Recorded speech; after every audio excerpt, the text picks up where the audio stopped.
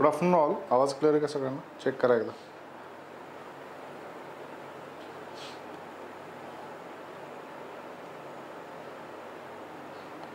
आवाज क्लिअर आहे का बघा एकदा.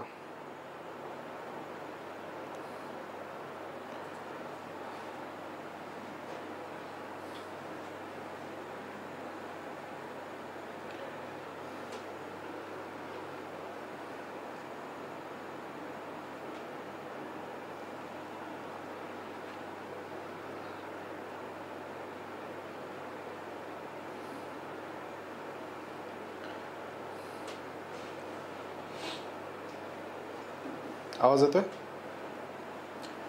व्हिडिओ ऑडिओ क्लिअर आहे का चेक करा. सुरू करूयात.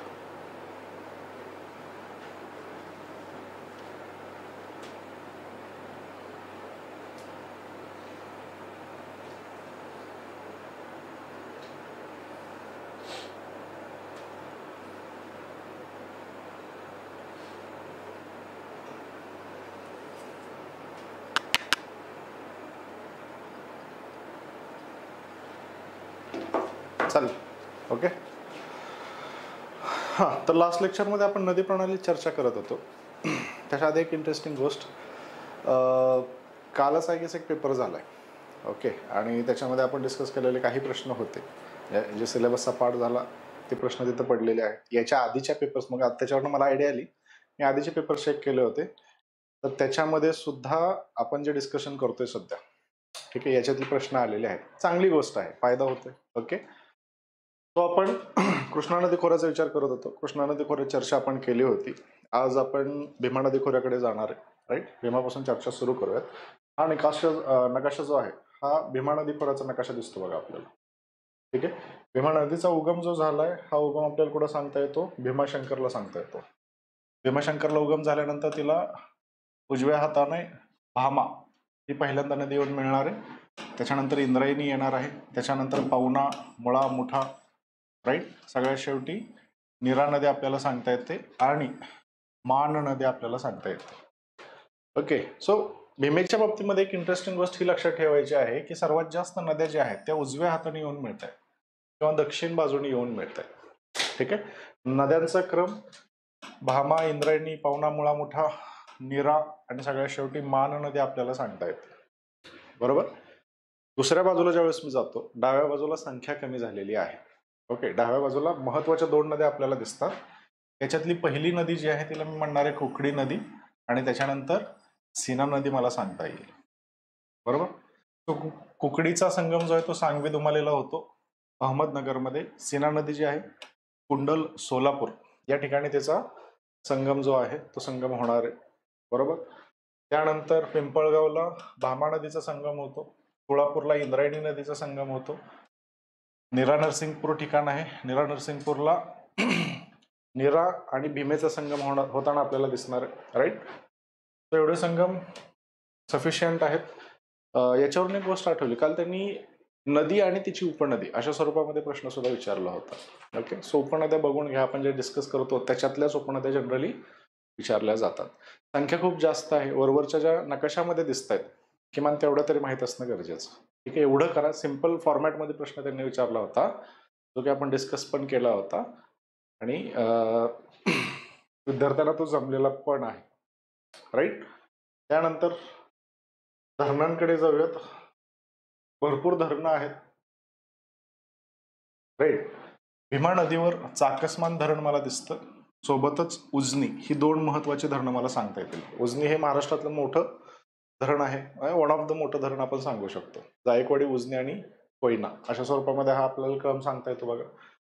त्यानंतर कुकडी नदीवर पिंपळगाव धरण दिसतं. त्याच्यानंतर येळगाव धरण दिसतं.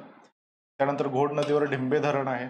बरोबर. पवना नदीवर पवना धरण दिसतं आपल्याला. त्याच्याखाली मुळा नदीवर मुळशी धरण दिसणार आहे. सोबतच खडकवासला, राईट. कऱ्हा नदीवर नाझरे धरण दिसतं. नीरा नदीवर दोन धरणं आहेत, नीरा देवधर आणि वीर. राईट. इकडच्या बाजूला बघा सीना नदी महत्वाची, त्यामुळं सीना निमगाव आणि सीना कोळेगाव असे दोन प्रकल्प आपल्याला सीना नदीवर दिसणार आहेत. राईट. नकाशामध्ये एकदा गोथ्रू केलं की तुम्हाला सगळ्यांची क्लिअर कट आयडिया येऊन जाईल. बरोबर. टेबल फॉर्मॅटमध्ये बघूयात. उजनीवर उजनी धरण जे आहे ते भीमा नदीवर दिसतं आपल्याला. चाकसमान पण भीमा नदीवर दिसतं, राईट. त्यानंतर कुकडी नदीवर 2 धरणं आहेत, माणिकडोह आणि येळगाव. घोड नदीवर डिंभे प्रकल्प सांगता येतो. पावणावर पावणा आहे. पानशेत प्रकल्प लक्षात ठेवा आंबी नदीवर आहे. हाच पानशेत प्रकल्प फुटला होता, पुण्यामध्ये प्रचंड पूर आला होता, राईट. हा पण प्रश्न आयोगाने एकदा विचारलाय. त्यानंतर मुळा नदीवर वरसगाव प्रकल्प दिसतो. मुठावर टेमघर दिसतो. त्यानंतर मुठावर 2 प्रकल्प आहेत, टेमघर आणि खडकवासला, राईट. वेळवंडी नदीवर भाटघर प्रकल्प आपल्याला दिसतो आणि नीरावर वीर आणि नीरा देवधर असे 2 प्रकल्प आपल्याला सांगता येतील. तो मिस झालेले 2-3 प्रकल्प इथं तुम्हाला टेबलमध्ये कव्हर होऊन जाणार आहेत. त्यानंतर पुढची जी नदी आहे ती आहे तापी नदी. तापी नदीवर गेल्या 2-3 वर्षांमध्ये सलग प्रश्न येत आहेत आणि या वर्षीच्या पेपरमध्ये सुद्धा ते प्रश्न दिसले, ठीक आहे. तापी इंटरेस्टिंग याच्यामुळे आहे की ही एक प्रमुख पश्चिम वाहिनी नदी आहे, राईट. महाराष्ट्रामध्ये बऱ्याच पश्चिम वाहिनी नद्या दिसतात आपल्याला. कोकणातल्या एकाखाली एक 5-50 नद्या आहेत, पण सगळ्यात मोठी सगळ्यात महत्वाची म्हणून तापीची ओळख आहे. तापीवर कायम विचारला जाणारा प्रश्न आहे बघा, ही नदी खचदरीमधून वाहते, हे कायम लक्षात ठेवा. नर्मदा आणि तापी या नद्या खचदऱ्यांच्या दरम्यान वाहत असतात, हे क्लिअर. त्याच्यानंतर सातपुडा आणि सातमाळा अजंठा यांच्या दरम्यान तापी नदीचं खोरं विस्तारलेलं आपल्याला सांगता येतं. पूर्वीपासून चालू होते ते पश्चिमेकडे गुजरातकडे ती वाहत जाणार आहे. एक इंटरेस्टिंग गोष्ट लक्षात ठेवा. तापी नदीचा उगम जो आहे हा उगम बैतूल मध्य प्रदेशामध्ये मुलताई या ठिकाणी दिसतो, राईट. याच्यानंतर ती खंबाच्या आखातात वाहत जाते. ही एक प्रमुख पश्चिम वाहिनी नदी आहे. महाराष्ट्रातील सर्वात लांबीची पश्चिम वाहिनी नदी आपल्याला सांगता येईल. इथं एक इंटरेस्टिंग प्रश्न तयार होतो, महाराष्ट्रातील सर्वात लांब पश्चिम वाहिनी नदी कोणती? तुम्ही कोकणातल्या पाठ केलेले असतात, पण ऍक्च्युअल मध्ये कोणती? तापी नदी आहे. कोकणातली पश्चिम वाहिनी कोणती? मग कोकणातली नदी येणार आहे, ठीक आहे. सो शब्दांचा इथं फरक केला जाऊ शकतो आणि आपल्याला अडचण निर्माण केली जाऊ शकते. सो ती एक काळजी घ्या प्रश्न असताना. तापी नदी खचदरीमधून वाहते. ही महाराष्ट्रातील 4 जिल्ह्यांमधून वाहताना आपल्याला दिसते. कोणकोणते 4 जिल्हे आहेत? अमरावती, त्याच्यानंतर जळगाव, धुळे आणि नंदुरबार. तापी नदी भारतातील 3 राज्यांमधून वाहत जाते, मध्य प्रदेश, महाराष्ट्र आणि गुजरात अशी 3 राज्य आपल्याला सांगता येतात. तापीची एक अजून इंटरेस्टिंग गोष्ट, 2 वेळा महाराष्ट्रामध्ये ती प्रवेश करते. पहिल्यांदा अमरावती जिल्ह्यामध्ये प्रवेश करते, पुन्हा मध्य प्रदेशमध्ये जाणार आहे आणि पुन्हा जळगावमध्ये रावेर या ठिकाणी तिचा प्रवेश जो आहे तो आपल्याला महाराष्ट्रामध्ये दिसतो. सो 2दा एंट्री मारते, ठीक आहे. तापीचं हे वैशिष्ट्य लक्षात ठेवा. त्यानंतर महाराष्ट्राबाहेर ज्यावेळेस ती पडणार आहे, नंदुरबार जिल्ह्यातून ही गुजरातमध्ये जाते. तळोदा हे ठिकाणी, राईट, तळोदा नंदुरबार इथून ही गुजरातमध्ये प्रवेश करणार आहे. सो एक कॉमन सेन्स वाले आपण प्रश्न सांगू शकतो बघा, राईट. फ्लो मध्ये चला, 2दा प्रवेश करते, नंदुरबार मधून बाहेर पडते, खंबाच्या आखाताकडे जाते. नंदुरबार मध्ये तळोदा हे ठिकाण महत्वाचं ठरणार आहे, ठीक आहे. आता नकाशा बघूयात. इथं उपनद्यांची संख्या खूप जास्त दिसते. मग तापीवर प्रश्न विचारणं खूप सोपं आहे. संख्या खूप जास्त आहे, व्हेरिएशन दरवर्षी आयोगाला ठेवता येतं, म्हणून सुद्धा तापीवर प्रश्न जास्त दिसतात, राईट. मग तापीच्या उपनद्यांचा ज्यावेळेस मी विचार करतो, मेजॉरिटी उपनद्या ज्या आहेत या तापीच्या डाव्या बाजूने तिला येऊन मिळतात, बरोबर. खालच्या बाजूने आहेत, डाव्या बाजूने आहेत, किंवा तापीच्या दक्षिण बाजूनी या उपनद्या तिथं येऊन मिळताना दिसतात बघा आपल्याला. डावी बाजू किंवा दक्षिण बाजू मला सांगता येईल. आता इथं अजून जरा बारीक बघितलं तर क्रम खूप दिसतोय आपल्याला, बऱ्याच नद्या दिसत आहेत, राईट. सो इथं साहजिक आहे एखादा पूर्व पश्चिम क्रम विचारला जाऊ शकतो, किंवा पश्चिम पूर्व क्रम विचारला जाऊ शकतो, किंवा पूर्व पश्चिम क्रम विचारला जाऊ शकतो, जो की त्यांनी एकदा विचारलेला पण आहे, राईट. सो तापी खोरं करावं लागेल, ओके, ही रियालिटी आहे. आता प्रमुख उपनद्यांचा ज्यावेळेस मी विचार करतो, प्रमुख उपनद्यांमध्ये मला बऱ्याच गोष्टी सांगता येतात, राईट. फॉर एक्झाम्पल सगळ्यात महत्वाची उपनदी जी आहे ती मी पूर्णा नदी सांगणार आहे. त्याच्यानंतर वाघूर मला सांगता येते, त्याच्यानंतर गिरणा नदी मला सांगता येते, त्याच्यानंतर पांझरा नदी आहे, बुराई नदी आहे आणि शिवणा नदी आहे, ठीक आहे. तापी नदीला डिफाईन करत असताना आपण तापी पूर्णाचं खोरं म्हणतो, बरोबर. सो तापी आणि पूर्णा, ही पूर्णा त्यामुळे महत्वाची. महाराष्ट्रामध्ये 2 पूर्णा आहेत, एक तापी पूर्णा मधली पूर्णा आहे आणि गोदावरी मधली दक्षिण पूर्णा आहे. ती दक्षिण पूर्णा म्हणतो, हिला पूर्णा म्हणतो आपण, क्लिअर. ही गोष्ट समजून घ्या. त्याच्यानंतर पूर्णा नदीला बऱ्याच उपनद्या आपल्याला दिसून येतात. प्रश्न थोडेसे अवघड नो डाऊट येणार आहेत, त्यामुळं या पूर्णेच्या उपनद्या ज्या आहेत या पूर्णेच्या उपनद्या पण आपल्याला बघणं गरजेचं ठरतं बघा. राईट.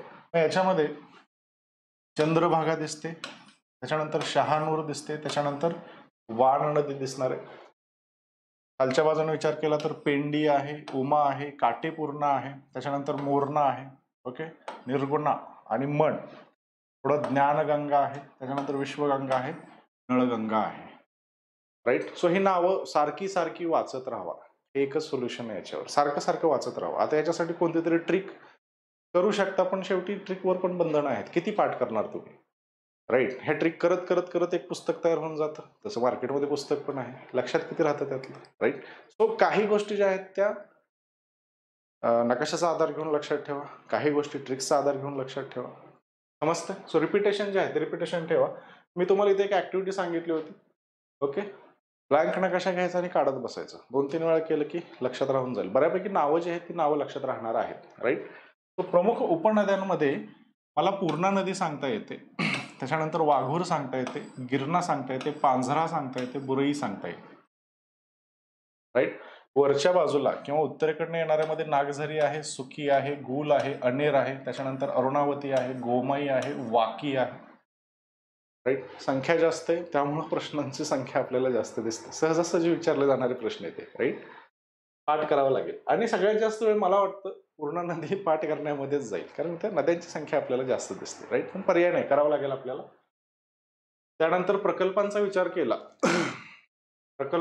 केला तर तापी नदीवर आपल्याला हातनूर प्रकल्प दिसतो बघा, जळगावमध्ये आहे हातनूर प्रकल्प. त्याच्यानंतर काटेपूर्णा नदीवर काटेपूर्णा प्रकल्प आपल्याला दिसणार आहे. वाघूरवर वाघूर आहे, गिरणावर गिरणा प्रकल्प दिसतोय, पांझरा नदीवर सय्यदनगर प्रकल्प आपल्याला दिसतोय, बुराईवर फोफर आणि अनेर डॅम किंवा अनेर प्रकल्प अनेर नदीवर आपल्याला दिसणार आहे. हे अनेर डॅम लक्षात ठेवा, याचा रेफरन्स नंतर वन आणि प्राणी संपत्तीमध्ये सुद्धा पुन्हा एकदा येणार आहे. क्लिअर इथपर्यंत सगळ्यांना? राईट. सो ही प्रकल्पांची यादी झाली. काटेपूर्णावर काटेपूर्णा, तापीवर हातनूर आहे, वाघूरवर वाघूर दिसतो, गिरणावर गिरणा प्रकल्प आहे, गिरणावर अजून एक प्रकल्प आहे चणकापूर नावाचा, अनेर नदीवर अनेर डॅम प्रकल्प आहे, पांझरा नदीवर सय्यदनगर आणि गोमाईवर सुसरी हे प्रकल्प आपल्याला दिसतात. ओके. सो हे करणं पण एक्सपेक्टेड आहे, वाचून घ्या. त्यानंतर मग आता कोकणातील नद्यांचा संख्या जास्त आहे, पण आवडीचा प्रश्न असतो, जनरली क्रम विचारला जातो किंवा कोणत्या जिल्ह्यामध्ये कोणती नदी वाहते अशा स्वरूपाचा प्रश्न तिथं विचारला जाणार आहे. ठीक आहे. सो एकाखाली एक नद्या आपण बघून घेऊयात. सगळ्यात पहिल्यांदा वरच्या बाजूला आपल्याला दमणगंगा नदी दिसते बघा, बरोबर. दमणगंगा ते तेरेखोल असं आपण काही मागच्या लेक्चर्समध्ये बघितलं होतं. असं सगळ्यात वरच्या बाजूला जी आहे ती दमणगंगा रिव्हर मला सांगता येते. राईट. त्याच्यानंतर सूर्या रिव्हर मला दिसणार आहे, त्याच्यानंतर पिंजाळ ही रिव्हर मला दिसणार आहे. या सूर्या आणि पिंजाळ वैतरणा नदीच्या उपनद्या आहेत. त्याच्या खाली तानसा ही नदी मला दिसते, बरोबर. तर सूर्या, पिंजाळ, वैतरणा, तानसा या नद्या पालघर जिल्ह्यामध्ये वाहताना मला दिसतात, पालघरमध्ये वाहणाऱ्या नद्या त्या. राईट. सोबतच इथं अजून एक इंटरेस्टिंग गोष्ट मला दिसते. ओके. सगळ्यात पहिल्यांदा लक्षात काय ठेवायचं तर या ज्या नद्यांनी जिल्ह्यांच्या सीमा तयार केलेल्या आहेत, मग पालघर आणि ठाणे या जिल्ह्यांना वेगळी करणारी नदी जी आहे, पालघर आणि ठाण्यामध्ये वाहणारी जी नदी आहे ही म्हणजे भातसा. भातसा विसरायचं नाही. ठीक आहे. भातसा ही गोष्ट लक्षात असू. भातसेला पुन्हा काळू ही नदी दिसते, त्याच्या खाली मुरबाडी नदी जी आहे ती वाहत जाते. नंतर उल्हास नदी वाहताना आपल्याला दिसते. तर ठाण्यातली एक प्रमुख उल्हास नदी आपल्याला सांगता येणार आहे. राईट. त्यानंतर उल्हासच्या खाली जसं वर भातसा आपण बघितलं होतं, तसं ठाण्याला आणि रायगडला वेगळी करणारी जी नदी आहे तिला आपण काय म्हणणार आहे, पाताळगंगा म्हणणार आहे. या पाताळगंगेच्या खाली भोगावती नदी मला दिसते. भोगावतीच्या खाली आंबा रिव्हर आहे, आंबेच्या खाली कुंडलिका रिव्हर मला दिसते. राईट. आंबाच्या खाली कुंडलिका आहे आणि काळ रिव्हर मला सांगता येईल, बरोबर. मी खाली जसं येईल रायगड आणि रत्नागिरीच्या दरम्यान मी बघतोय की इथं मला अजून एक नदी दिसते, नाव काय तिचं, सावित्री. राईट. सावित्री नदी लक्षात ठेवा. सावित्रीवरची खाडी लक्षात ठेवा, बाणकोट, काल आपण बघितलं होतं. तर सावित्री नदी कोणत्या 2 जिल्ह्यांना वेगळी करते, असा पण प्रश्न विचारला जाईल. राईट. कोणत्या नद्या, कोणत्या जिल्ह्यांना वेगळी करणाऱ्या नद्या. आता इथं प्रत्येक ठिकाणी आपल्याला एक नदी दिसते कोकणामध्ये. त्या नदीच्या आधारावर जिल्ह्यांच्या सीमा ज्या आहेत त्या सीमा ठरवलेल्या आपल्याला दिसतात. ओके, सो इथे एक ट्रेंड दिसतोय बघा. डेटा जो आहे तो रिपीट ट्रेंडमध्ये येतोय. ही नदी या 2 जिल्ह्यांना वेगळी करते. संख्या जास्त आहे, प्रश्न येण्याची पॉसिबिलिटी जास्त होऊन जाते. ठीक आहे. तो सावित्री नदी जी आहे, ही सावित्री नदी रायगड आणि रत्नागिरी या जिल्ह्यांना वेगळं करणार आहे.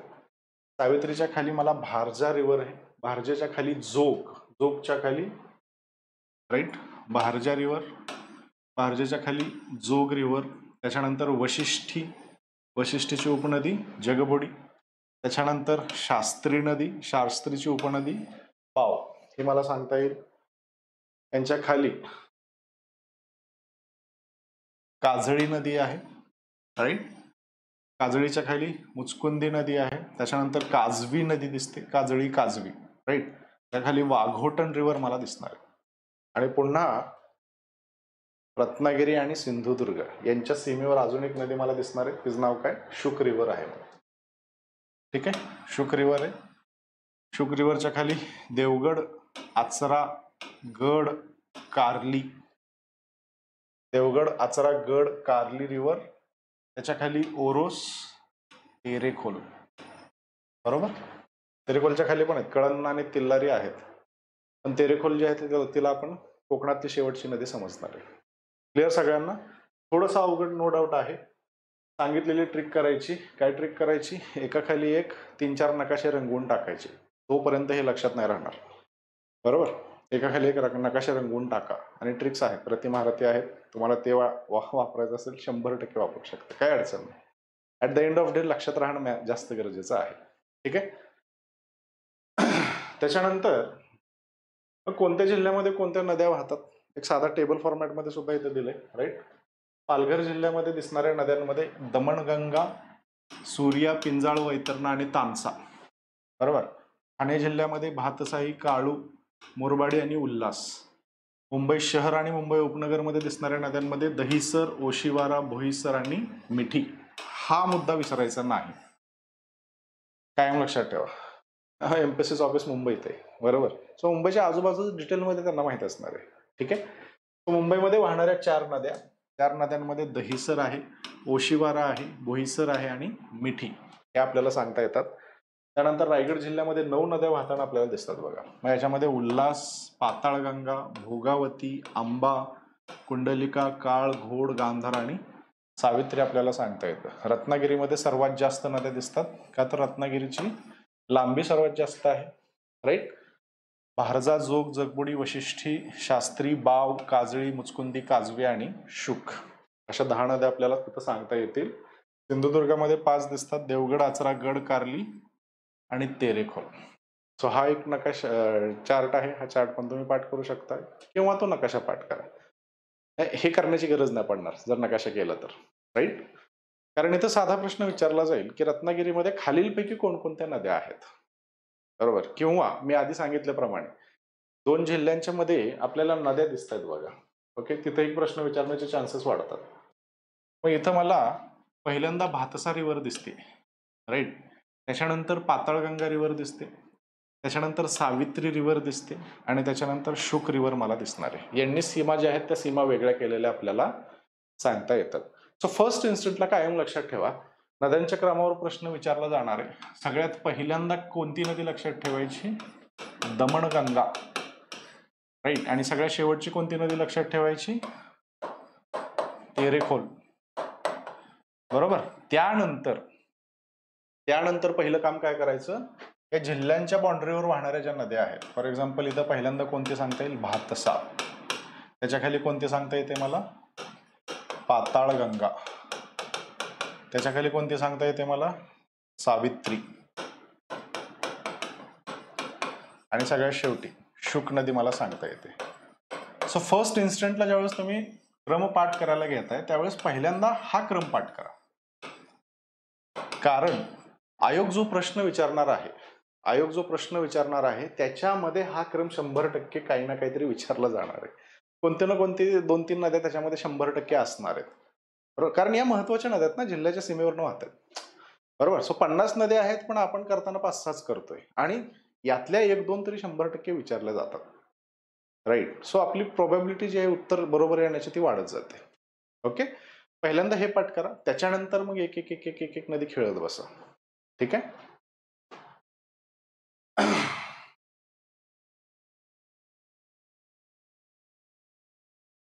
त्यानंतर कोकणातील धरणं, कोणत्या नदीवर कोणतं धरण आहे? 2-3 धरणं महत्वाची आहेत. सूर्या नदीवर धामणी धरण आपल्याला दिसतं पालघर जिल्ह्यामध्ये. त्याच्यानंतर वैतरणीवर मोडक सागर दिसतं, हे पण पालघर जिल्ह्यामध्ये येणार आहे. राईट. त्याच्यानंतर वैतरणीवर वैतरणा आपल्याला दिसणार आहे. भातसाई नदीवर भातसा धरण आपल्याला दिसतं. बारवी नदीवर बारवी धरण आहे. दाहुरीवर मोरबे हे धरण दिसतं. कुंडलिकावर डोलवाहल हे धरण आपल्याला दिसणार आहे. राईट. याच्यातलं फक्त मोडक सागर व्यवस्थित करून ठेवा. आणि अजून एक इंटरेस्टिंग प्रश्न, मुंबईमध्ये जो पाणी पुरवठा केला जातो तो कोणत्या तलावांमधून होतो? हा पण प्रश्न आयोगाने एका वर्षी विचारलाय. राईट. तर एकूण असे 7 तलाव आहेत. त्या 7 तलावांमधून मुंबईला पाणी पुरवठा केला जातो. राईट. हा एक प्रश्न रिलेव्हंट आहे म्हटलं तरी चालेल. मुंबईमध्ये पाण्याच्या अडचणी 100% असणार आहेत. ओके. तो तलाव महत्वाचे. मग मुंबईला पाणी पुरवठा करणारे तलाव 7 आहेत. याच्यामध्ये भातसा धरणावरनं पाणी पुरवठा होतो, ताणसावरनं होणार आहे, तुळशीवरून होणार आहे, विहार, मध्य वैतरणा, अप्पर वैतरणा आणि मोडक सागर. राईट. याच्यातलं विहार आणि पवई ही जी तलाव आहेत हे शहरांच्या हद्दीमध्ये आहेत. म्हणजे मुंबई शहराच्या हद्दीमध्ये विहार आणि पवई तलाव आपल्याला दिसणार आहे. आणि तुळशी तलाव जो आहे तो बोरिवलीच्या जवळ, बोरिवली उद्यान जे आहे त्याच्या जवळ आपल्याला दिसतो. राईट. सो स्पेसिफिकली त्यांनी असाच प्रश्न विचारलाय. सो एवढंच लक्षात ठेवा. एकूण 7 आहेत. 7ची नावं माहीत पाहिजेत. याच्यातले मुंबई शहरामध्ये 2 दिसतात आपल्याला, विहार आणि पवई. आणि बोरिवली उद्यानाजवळ एक तलाव दिसतं आपल्याला, ते म्हणजे तुळशी तलाव. ओके. लक्षात राहील सगळ्यांना. त्यानंतर पुढचा टॉपिक जो आहे तो आहे महाराष्ट्रातील मृदा. नदी प्रणाली कंप्लीट झालाय आपला. राईट. अडचणी येणार नाहीत. विषय थोडासा किचकट आहे नदी प्रणालीचा, नो डाऊट. आता मी स्वतः केले, मला पण त्याची आयडिया आहे. पण जर एकदा झालं तर हे कन्सिस्टंटली तुम्हाला मार्क देतं आणि तुमचे मार्क जात नाही. राईट. थोडंसं डोकं शांत ठेवून सोडवा. जनरली काहीतरी ट्रिक तिथं असते आणि पटकन ते प्रश्न पण सुटून जातो. दिसायला अवघड असतो. कायम महेश सरांचं एक वाक्य लक्षात ठेवा, प्रश्न जेवढा दिसतोय अवघड तेवढा सोप्पा असतो सोडवायला, आणि जेवढा सोप्पा दिसतोय तेवढा अवघड असतो सोडवायला. राईट. एक गणित जे आहे ते गणित मांडून ठेवा. त्यानंतर महाराष्ट्रातील मृदेचा चर्चा आपल्याला करायची. आपण भारतामध्ये पण मृदा हा टॉपिक बघितलेला आहे. राईट. एकदा फास्टमध्ये गोथ्रू करून घेऊयात. महाराष्ट्रामध्ये बरेचसे मृदेचे गड दिसतात. पहिल्यांदा नकाशामध्ये गोथ्रू करणं गरजेचं ठरेल. राईट. याच्यामध्ये लाल रंगाची मृदा आपल्याला दिसते. लाल रंगाची मृदा जी आहे त्याला मी काय म्हणणार आहे? जांभी मृदा म्हणणार आहे बघा. बरोबर. ही जांभ्या मृदेचा गट आहे. त्याच्यानंतर लालसर पिवळी जी आहे तो हा गट दिसतो मला.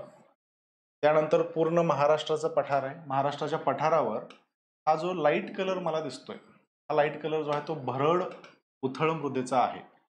डार्क मध्ये मला 2 शेड्स दिसत आहेत. म्हणजे हा जो काळा पट्टा आहे, हा काळा पट्टा ऍक्च्युअल मध्ये महाराष्ट्रातील काळ्या मातीचा किंवा रेगूर मातीचा मला सांगता येईल. बरोबर. काळ काळ बरोबरच दिसतंय. सो पठारावर काळी माती या विभागामध्ये दिसते. याच्यामध्ये पण 2 शेड आहेत. काळी माती सगळ्याच ठिकाणी एकदम डार्क काळी नाहीये. काही ठिकाणी थोडासा कलर डाऊन आहे, काही ठिकाणी काळपटपणा जो आहे तो जास्त आपल्याला दिसतो. जनरली जिथं जिथं नद्या वाहताना मला दिसत आहेत त्या विभागांमध्ये काळ्या मृदेचा कलर जो आहे तो गडद काळा झालेला आहे. राईट. ही ट्रिक लक्षात ठेवा. आणि नदीच्या बाजूच्या प्रदेशामध्ये थोडंसं नदीपासून लांब त्या विभागामध्ये कलर जो आहे तो फेंड झालेला आपल्याला दिसतो. क्लिअर सगळ्यांना? तो काळी मृदेचा हा गट आहे. राहिलेला जो आहे हा भरड उथळ मृदेचा आहे. भरड उथळ मृदा जी आहे ते म्हणजे आपल्या सोप्या भाषेमध्ये जर सांगायचं झालं तर या आपल्या डोंगर रांगा सांगता येतात बघा. या डोंगर रांगांवर ही भरड उथळ मृदा आपल्याला दिसणार आहे. आणि डोंगर रांगांच्या मधल्या प्रदेशामध्ये काळी मृदा आपल्याला दिसणार आहे. ठीक आहे. जांभ्या मृदेचा गट मला या बाजूला पण दिसतोय आणि या बाजूला पण दिसतोय, का तर पावसाचं प्रमाण तिकडं पण वाढतंय विदर्भामध्ये. क्लिअर सगळ्यांना? पण आकाश एकदा व्यवस्थित गोथ्रू करून घ्या. त्यानंतर बेसिक्स बघूयात. जांभी मृदा किंवा याला लॅटरेटिक सॉइल म्हटलं जातं. मोठ्या प्रमाणातील पावसामुळे जमिनीची रासायनिक धूप झालेली असते, लिचिंग होतं मृदेचं आणि त्याच्यामधून या मृदेची निर्मिती होते. खडकातील लोहाचा वातावरणातील ऑक्सिजन सोबत रासायनिक अभिक्रिया घडत असते या मृदेमध्ये, राईट. त्यामुळे आयर्न आणि अल्युमिनियम हे दोन घटक मागे शिल्लक राहतात. सह्याद्री पर्वतरांग, दक्षिण कोकणातील रत्नागिरी, सिंधुदुर्गचा पूर्व भाग, सातारा सांगलीचा सातारा आणि कोल्हापूरचा पश्चिम भाग. इथं रत्नागिरी सिंधुदुर्ग तुम्ही जज करू शकता, म्हणजे तेवढं लॉजिक आपलं चालतं. गडबड सातारा आणि कोल्हापूरमध्ये होणार आहे. स्पेसिफिकली सातारा कोल्हापूर लक्षात ठेवा. सातारा, त्याच्यानंतर सांगलीचा थोडासा भाग आहे आणि कोल्हापूर यांचा जो पश्चिमेकडचा पट्टा आहे, सह्याद्री रांगेकडे येणारा जो पट्टा आहे जिथं पाऊस अति जास्त पडतोय, त्या विभागांमध्ये आपल्याला हा जांभा खडक जो आहे तो दिसणार आहे. सिंधुदुर्ग रत्नागिरी तुम्ही सहज जज करू शकता. याचं डिस्कशन आपण आतापर्यंत बरेचदा केले, राईट. मिस काय होतं? सातारा आणि कोल्हापूर. ठीक आहे, ही गोष्ट स्पेसिफिकली लक्षात ठेवा. पर्जन्यमानाचं प्रमाण या विभागामध्ये 2500 मिलीमीटर पेक्षा जास्त दिसून येतं. 2500 मिलीमीटर किंवा 250 सेंटीमीटर पेक्षा हा पाऊस जो आहे, हा पाऊस आपल्याला जास्तीचा सांगता येईल. क्लिअर? त्यानंतर याच्यामध्ये लोखंड आणि ॲल्युमिनियमचं प्रमाण जास्त आहे. लोह आणि ॲल्युमिनियमचे प्रमाण जे आहे ते अधिक आपल्याला दिसून येणार आहे. नायट्रोजनचं प्रमाण जास्त दिसणार आहे. कमी पोटॅश असतं, फॉस्फरस असतं आणि चुना, या गोष्टी कमी आहेत. ही मृदा जी आहे ती आम्लयुक्त मृदा असते. ऍसिडिक सॉइल आपण याला म्हणतो. ज्या ज्या मृदेमध्ये लोखंडाचं किंवा ॲल्युमिनियमचं प्रमाण जास्त असतं त्याला इनहरंट ऍसिडिटी येत असते. ओके, ही ट्रिक आहे, लक्षात ठेवा. ओके, त्याच्यानंतर पुढचा मृदेचा जो प्रकार आहे ती म्हणजे तांबडी मृदा, रेड सॉइल म्हणणार आहे आपण याला. आर्कियन, विंध्य, कडप्पा प्रकारच्या खडकांचे वितरण होऊन या मृदेची निर्मिती झालेली आहे. उत्तर कोकणमध्ये आपल्याला ही तांबडी मृदा सापडणार आहे. त्याच्यानंतर पूर्व महाराष्ट्रामध्ये आपल्याला ही तांबडी मृदा सापडणार आहे. का तर पावसाचं प्रमाण जांभ्या एवढं नाहीये, थोडंसं कमी आहे, बरोबर. तांबड्याचं एक गणित मी तुम्हाला काय सांगितलं होतं, जर पाऊसच नसेल, पठारी विभागावर जर पाऊसच नसेल काळी मृदा दिसते, पण जर पाऊस असेल तर तांबडी मृदा आपल्याला दिसणार, राईट. सो त्यानुसार ह्याला आपल्याला ऍडजस्ट करावं लागतं. बघा, उत्तर कोकणामध्ये पालघर जिल्ह्यामध्ये, ठाणे जिल्ह्यामध्ये, रायगड जिल्ह्यामध्ये आपल्याला ही तांबडी मृदा दिसणार आहे. पूर्व महाराष्ट्राचा विचार केला तर वर्धा वैनगंगा नद्यांची जी खोरी आहेत, वर्धा वैनगंगा खोरी, इथं आपल्याला दगडी कोळसा पण सापडतो. त्या विभागामध्ये आपल्याला तांबडी मृदा दिसते. याच्यामध्ये वर्धा, चंद्रपूर आणि गडचिरोली या 3 जिल्ह्यांचा समावेश होणार आहे, राईट. पावसाचं प्रमाण बघा थोडंसं कमी झालं इथं. आधी किती होतं? 2500 बघितलं होतं. आता 1500 मिलीमीटर किंवा 150 सेंटीमीटर पर्यंतचा पाऊस इथं पडताना आपल्याला दिसणार आहे, राईट. ही पण मृदा कशी असणार आहे? आम्लयुक्त मृदा आहे. का तर तांबडा रंग कशामुळे प्राप्त होतो? आयर्न ऑक्साइड्समुळे प्राप्त होतो. म्हणजे लोखंड आहे. जांभ्यामध्ये पण लोखंड होतं, याच्यामध्ये पण लोखंड आहे, म्हणून ऍसिडिक सॉइल्स असतात, राईट. ही एक गोष्ट लक्षात असू द्या. त्याच्यानंतर पुढचा जो मृदेचा प्रकार आहे ती म्हणजे किनारी गाळाची मृदा. कोकणामध्ये नद्या वाहतात, थोड्याफार प्रमाणामध्ये गाळाचं निक्षेपण त्या नद्या करत असतात, म्हणून गाळाचा प्रदेश सुद्धा आपल्याला दिसतो. जनरली हा किनारपट्टीच्या आजूबाजूच्या प्रदेशामध्ये दिसणार आहे, ठीक आहे. असलच एक 50-100 किलोमीटरच्या नद्या, राईट. सो गाळाचं प्रमाण कमी असतं, त्यातल्या त्यात ते डिपॉझिट करत असतात. किनारपट्टीच्या प्रदेशामध्ये ही गाळाची मृदा आपल्याला दिसते बघा, राईट. किनारी गाळाची मृदा आपण म्हणणार आहे. म्हणून किनारपट्टीच्या विभागामध्ये दिसते, म्हणून कोणताही जिल्हा घेतला तर त्याचा पश्चिम भाग, म्हणजे जिल्हा आपण एक धरून चालूयात रत्नागिरी जिल्हा आहे, राईट. या बाजूला किनारपट्टी असणार आहे. या पश्चिम विभागामध्ये, राईट, आपल्या कोस्टलाईनच्या शेजारी हा गाळाचा पट्टा दिसतो आपल्याला. ओके, असं कॉमन सेन्सवर लक्षात ठेवा. पर्जन्यमानाचं प्रमाण 1800 ते 2500 मिलीमीटर आहे. जिल्ह्यांचा विचार केला तर पालघर, ठाणे, रायगड, रत्नागिरी, सिंधुदुर्ग, बरोबर. कोकणातले सगळे जिल्हे, मुंबई आणि मुंबई उपनगर सोडून, यांचा समावेश आपल्याला एक किनारी गाळाच्या मृदेमध्ये होताना दिसणार आहे, राईट. गाळाची मृदा असल्यामुळं सेंद्रिय घटक आणि ह्युमस यांचं प्रमाण जास्त आहे. पीएच जो आहे हा पीएच आता कमी झाला, सॉरी पीएच जो आहे तो पीएच वाढला. ऍसिडिक मध्ये कमी असतो, इथं तो वाढलेला आपल्याला दिसतो, राईट. त्यानंतर ही मृदा जी आहे ती सुपीक मृदा असते बघा. ओके, म्हणजे शेती जी केली जाते त्या शेतीसाठी ही गाळाची मृदा उपयुक्त असते, राईट. हे गोष्ट लक्षात ठेवा. सोबतच या मृदेवर उन्हाळ्यामध्ये शेती केली जाते, तिला वायंगण शेती असं म्हटलं जातं. हा एक स्थानिक शब्द आहे. आयोगाला स्थानिक शब्द आवडतात, लक्षात ठेवायचं. आयोग म्हणेल वायंगण शेती काय, किंवा महाराष्ट्रामध्ये कोणत्या विभागामध्ये वायंगण प्रकारची शेती केली जाते, अशा स्वरूपाचा प्रश्न इथं येईल, राईट. चुकला नाही पाहिजे आता. त्यानंतर ह्याची खोली जी आहे ती कमी असते, 1 ते 1.5 मीटर पर्यंत खोली आपल्याला या मृदेची दिसून येते. पुढची महत्वाची जी मृदा आहे त्याला आपण ब्लॅक कॉटन सॉइल किंवा काळी कापसाची मृदा म्हणणार आहे. लावा रसाच्या अपक्षयापासून या मृदेची निर्मिती होताना आपल्याला दिसते. सह्याद्रीच्या पूर्वेकडे व पूर्व विदर्भाच्या पश्चिमेकडे महाराष्ट्राच्या एकूण 3/4 भागामध्ये, हा आकडा विसरायचा नाही. 3/4 भाग म्हणजे किती होतं, जवळपास 75%, बरोबर ना. जवळपास 75% विभागावर आपल्याला काळी मृदा दिसते महाराष्ट्र पठारावर, राईट. मध्यम पावसाच्या प्रदेशामध्ये ही मृदा आढळते. आता पाऊस कमी झाला, पाऊस कमी झालाय, बरोबर. सिडनी बोराड आठवा, त्यांनी सांगितलं होतं, राईट. त्यानंतर 500 ते 1500 मिलीमीटर, 500 ते 1500 मिलीमीटर किंवा 50 ते 150 सेंटीमीटर, 50 ते 150 सेंटीमीटर पावसाचा जो विभाग आहे, रेनफॉल शॅडो झोन, तिथं आपल्याला ही मृदा विकसित होताना दिसते. विदर्भामध्ये पाऊस वाढला म्हणून लाल मृदा आली, पण ठीक आहे, त्याच्या अलीकडे लाल मृदेचा पट्टा सोडला तर आपल्याला काळी मृदा दिसणार आहे किंवा रेगूर मृदा दिसणार आहे, असं म्हटलं तरी चालेल, राईट. या मृदेमध्ये सेंद्रिय घटक दिसून येतात, ह्युमस दिसून येतं, मॅग्नेशियम कार्बोनेट दिसून येतात, चुनखडी आणि पालाश दिसून येतात, लोहाचं प्रमाण जास्त दिसतं, राईट. नत्र आणि स्फुरदचं प्रमाण जे आहे ते कमी झालेलं दिसतं, राईट. आम्लारी गुणधर्माची ही मृदा मला सांगता येईल. लोखंडाचं प्रमाण जरी जास्त असलं या केसमध्ये तरी त्याला बॅलन्स आउट करणारे बाकीचे मॅग्नेशियमचे वगैरे घटक आहेत त्याच्यामध्ये, ठीक आहे. त्यामुळे ऍसिडिटी येत नाही, इथं बेसिसिटी येणार आहे, आम्लारी येणार आहे. ओके, ही एक इंटरेस्टिंग गोष्ट तर लक्षात ठेवा. काळ्या मृदेला काळा रंग जो आहे हा टिटॅनिफेरस मॅग्नेटाइट या संयोगामुळे प्राप्त होतो. इथं पण प्रश्न विचारले जातात, टिटॅनिफेरस मॅग्नेटाइट. ओके, ही गोष्ट लक्षात ठेवा. हे काळा कशामुळे आला, लाल मृदेला आपण आयर्न पॅरॉक्साईड सांगितलं, जांभ्याला जांभा का सांगितलं तर ॲल्युमिनियम आणि आयर्न तिथं आहे. तो काळ्याला टिटॅनिफेरस मॅग्नेटाइट हा घटक असल्यामुळे काळा रंग प्राप्त होतो. एक इंटरेस्टिंग गोष्ट लक्षात ठेवा, ठीक आहे. त्याच्यानंतर पुढची अल्युवियल सॉइल किंवा गाळाची मृदा, नदीच्या खोऱ्यांच्या प्रदेशामध्ये ही गाळाची मृदा आपल्याला दिसते.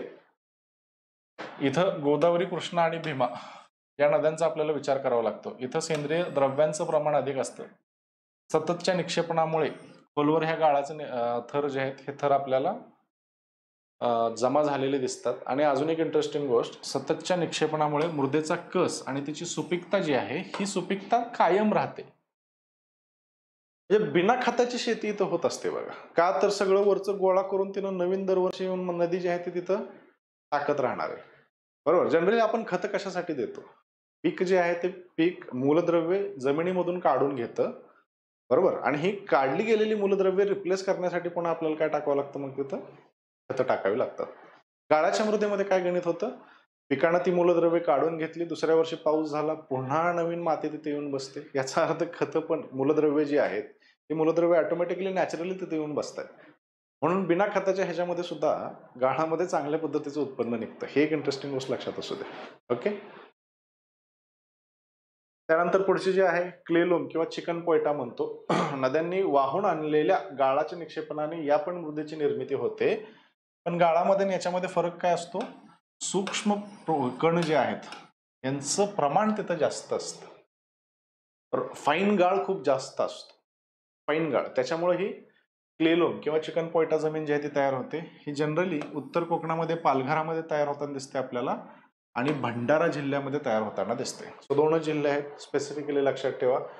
इथं पावसाचं प्रमाण जे आहे ते 150 ते 200 सेंटीमीटर पर्यंत दिसून येतं. ह्याच्यामध्ये नत्र आणि सेंद्रिय घटकांचं प्रमाण जास्त असलेलं आपल्याला दिसतं. आणि जनरली भात शेतीसाठी या मृदेचा वापर आपण करणार आहे, ओके. राईस कल्टिवेशनसाठी ही चिकन पोयटा जमीन खूप चांगली असते. त्यानंतर पुढचा गट जो आहे तो भरड उथळ मृदेचा, कोर्स शॅलो सॉइल्स आपण याला म्हणतो. पावसाची कमतरता, मंद जमिनीची धूप याच्यामुळे या मृदेची निर्मिती झालेली आपल्याला दिसते. बरोबर. जनरली गणित कसं असतं बघा, जमीन आहे, जमिनीवर ऊन, वारा आणि पाऊस या घटकांमुळे इरोजन सायकल जी आहे ही इरोजन सायकल स्टार्ट होते. बरोबर. जमीन जी आहे, जमिनीवर इरोजन जे आहे किंवा आपण अपक्षरण म्हणतो त्याला, राईट. वेदरिंग म्हटलं, स्पेसिफिकली सांगायचं झालं तर वेदरिंग म्हटलं जातं. जमिनीचं इरोजन होतं. बरोबर. सो वेदरिंग प्रोसेस जे आहे ते स्टार्ट होतात, त्याच्यामधून जमिनीचं इरोजन होत असणार होत राहतं. आणि हे जे झालेलं इरोड मटेरियल आहे हे मटेरियल इथं जमा होत जातं आणि याच्यामधून मृदेची निर्मिती होताना आपल्याला दिसते. बरोबर. ही एक गोष्ट लक्षात असू द्या. मग इथं ऊन, वारा, पाऊस यांच्या इंटेन्सिटीवर बऱ्याच गोष्टी ठरतात. बरोबर. इंटेन्सिटी कशी आहे, जास्त असेल तर जास्त मृदा निर्मिती, कमी असेल तर कमी, राईट. ही एक इंटरेस्टिंग गोष्ट. सोबतच जर उतार जास्त असेल तर तयार होणारी मृदा वाहून जाण्याचं प्रमाण सुद्धा जास्त असतं. हिमालयामध्ये आपण बघितलं होतं बघा, आठवत असेल तर. बरोबर. उतार जेवढा जास्त आहे, लेट्स से मृदा तयार होण्यासाठी 700-800 वर्षांचा कालावधी लागतो. बरोबर. 1 सेंटीमीटर मृदा तयार व्हायला 600-650 काहीतरी आहे, एवढा कालावधी लागणार आहे. बरोबर. आणि पाऊस आला की ते सगळे एका झटक्यात वाहून जाणार आहे. ओके.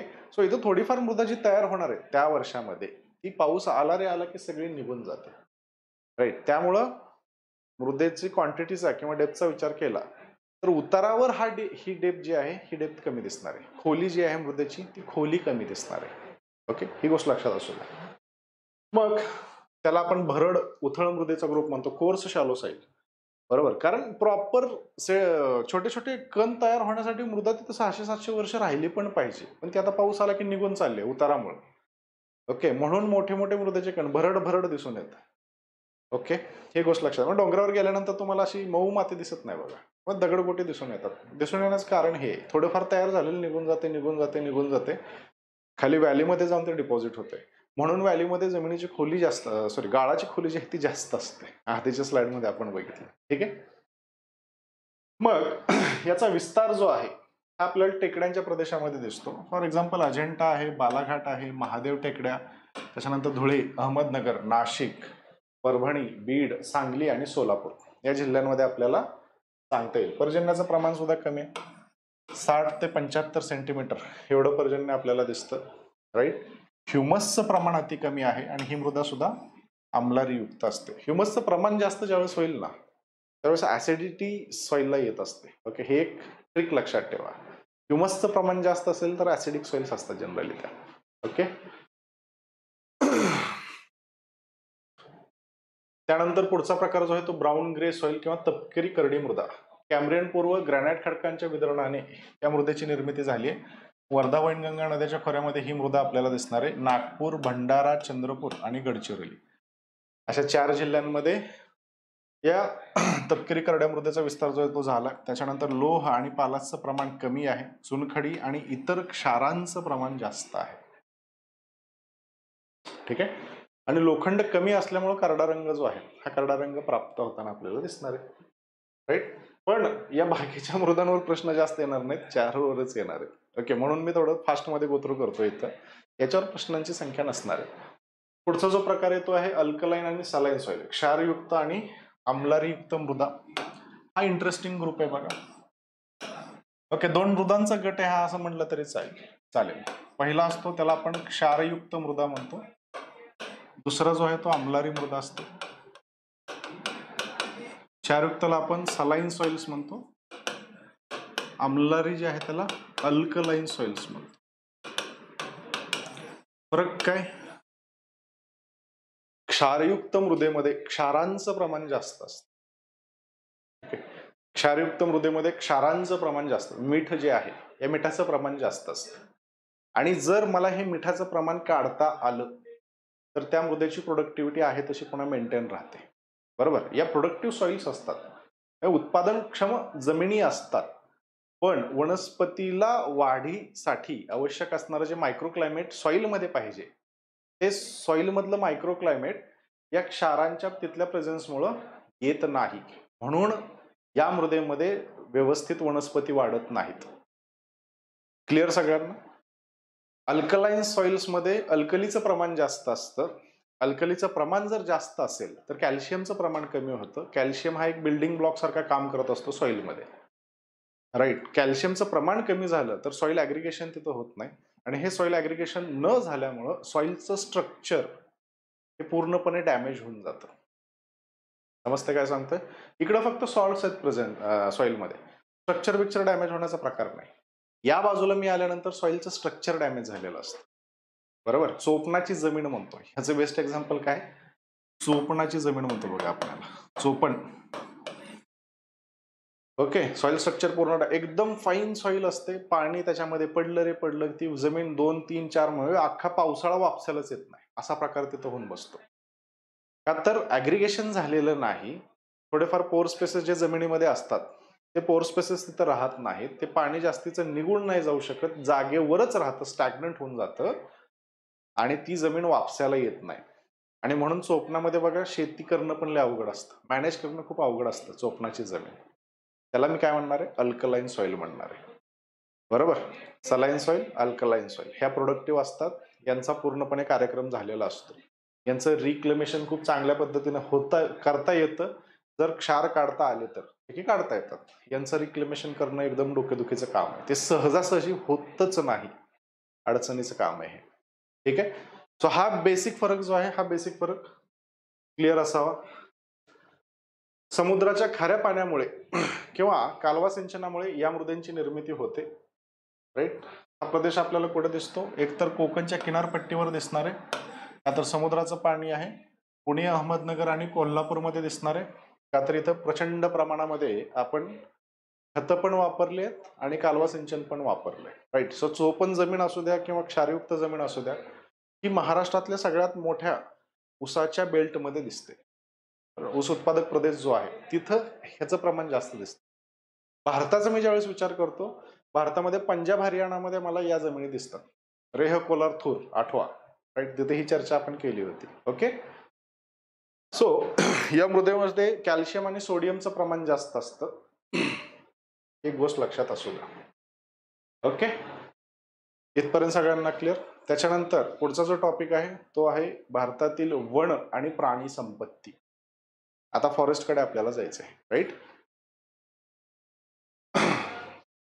मग भारतातील वनसंपत्ती बघूयात. आता भारतामध्ये आपण वनसंपत्तीची चर्चा नव्हती केली, तो आपण क्लब करत होतो तो टॉपिक, राईट. सो भारताच्या नकाशापासून सुरुवात करूयात. भारतामध्ये वनसंपत्तीचा जर विचार केला तर पावसाला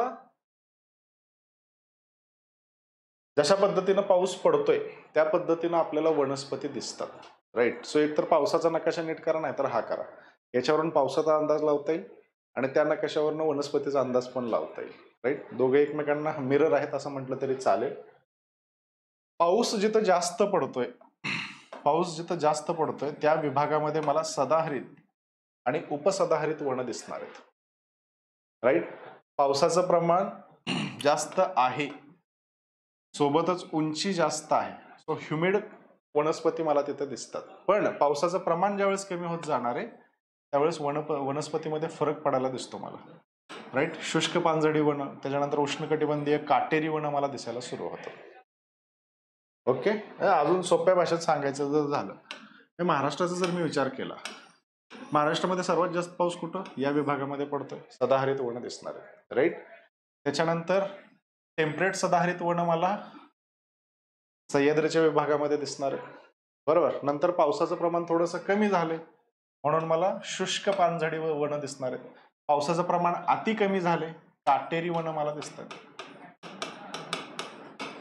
राईट. आणि तिथून पुढे ही काटेरी वन कुठपर्यंत राहतात? जोपर्यंत पाऊस वाढत नाही. पाऊस वाढला की पुन्हा सदाहरितकडे आपण चालू. क्लिअर? हे कॉमन अंडरस्टँडिंग ठेवा. ओके. मग याच्यावरनं तुम्हाला जिल्हे पण सांगता येतात. काटेरी वन सोलापूरमध्ये सापडणार आहे किंवा रेनफॉल शॉडो झोन मध्येच पर्जन्य छायेच्या प्रदेशामध्येच सापडणार आहे. सदाहरित वन तुम्हाला कुठे सापडणार आहेत? कोकणच्या किनारपट्टीवरच सापडणार आहेत, का तर पावसाचं प्रमाण जास्त आहे. क्लिअर? एवढी बेसिक अंडरस्टँडिंग आली तरी बऱ्यापैकी गोष्टी समजून जातात. त्याच्यानंतर वाळवंटामध्ये वाळवंटी वन दिसतात आपल्याला, राईट. वर जिथं हिमालयीन प्रदेश आहे तिथं अल्पाईन फॉरेस्ट आपल्याला दिसतात. Okay, clear. मग आता एक एक वनाचा प्रकार बघूयात आपण. त्याच्या आधी काही संकल्पना. त्याच्यामध्ये पहिली संकल्पना जी आहे ती फॉरेस्ट कव्हरची आहे. फॉरेस्ट कव्हर म्हणजे असा भौगोलिक प्रदेश जो 1 हेक्टरपेक्षा अधिक असेल व ज्यात वृक्षांची घनता 10% पेक्षा जास्त असेल. राईट. आता भारतामध्ये जंगल किती आहे हे फॉरेस्ट सर्वेचा रिपोर्ट आपल्याला दर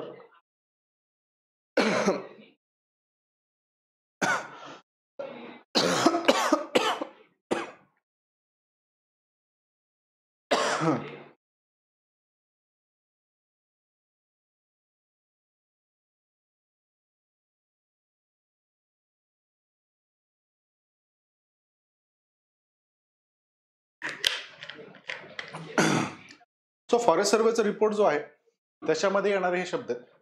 राईट. मग अर्थ समजून घेणं गरजेचं आहे, कारण फॉरेस्ट रिपोर्टवर जनरली प्रश्न विचारले जातात. राईट. सो पहिला जो आहे तो फॉरेस्ट कव्हर असं आपण म्हणतो. फॉरेस्ट कव्हर म्हणजे काय? 1 हेक्टरपेक्षा जास्तीचं क्षेत्र, वनांची घनता 10% पेक्षा जास्त. मग याच्या डेफिनेशन मध्ये त्यांनी बदल केला होता. बदल जो झाला याच्यामध्ये बऱ्याच गोष्टी त्यांनी नवीन ऍड केल्या होत्या. राईट. मग याच्यामध्ये आता जंगलांसोबतच फॉरेस्ट कव्हरचं ज्यावेळेस मी कॅल्क्युलेशन करतोय तिथं जंगलांसोबतच मी फळबागांचा सुद्धा विचार करणार आहे. राईट. म्हणजे फळबागेचं क्षेत्र 1 हेक्टरपेक्षा जास्त आहे. राईट. आणि 10% घनता जर जास्त असेल वृक्ष घनता तर ते फॉरेस्ट कव्हर मध्ये घेणार मी, जंगल म्हणून कन्सिडर करणार. ओके. त्याच्यानंतर पाम लागवडीला पण मी याच्यामध्ये इन्क्लूड केलंय. बांबू याला पण मी इन्क्लूड केलंय. आणि हे फॉरेस्ट कव्हर खाजगी किंवा सरकारी क्षेत्रामध्ये असेल तरी सुद्धा मी त्याला फॉरेस्ट कव्हर मध्ये इन्क्लूड करणार आहे. ठीक आहे. म्हणजे खाजगी जमीन आहे, माझं एक 100 एकराचं रान आहे जे की नाहीये पण आहे, त्याच्यामध्ये मी फळबाग लागवड केलेली आहे, आंबे वगैरे लावलेत. सो फॉरेस्ट डेन्सिटी जी आहे ती 10% जास्त झाली. तर अशा केसमध्ये माझे जे 100 एकर आहेत याला फॉरेस्ट कव्हर मध्ये कन्सिडर केलं जाईल कॅल्क्युलेशनच्या वेळेस, का तर क्रायटेरियामध्ये मी बसतो. ओके. तो नवीन डेफिनेशन जे आले या नवीन डेफिनेशन मध्ये या 4 गोष्टी इन्क्लूड केलेल्या आहेत. फळबागा इन्क्लूड केल्यात, पाम लागवड इन्क्लूड केली आहे, बांबू इन्क्लूड केलेत आणि खाजगी क्षेत्र सुद्धा इन्क्लूड केलेला आहे. ठीक आहे.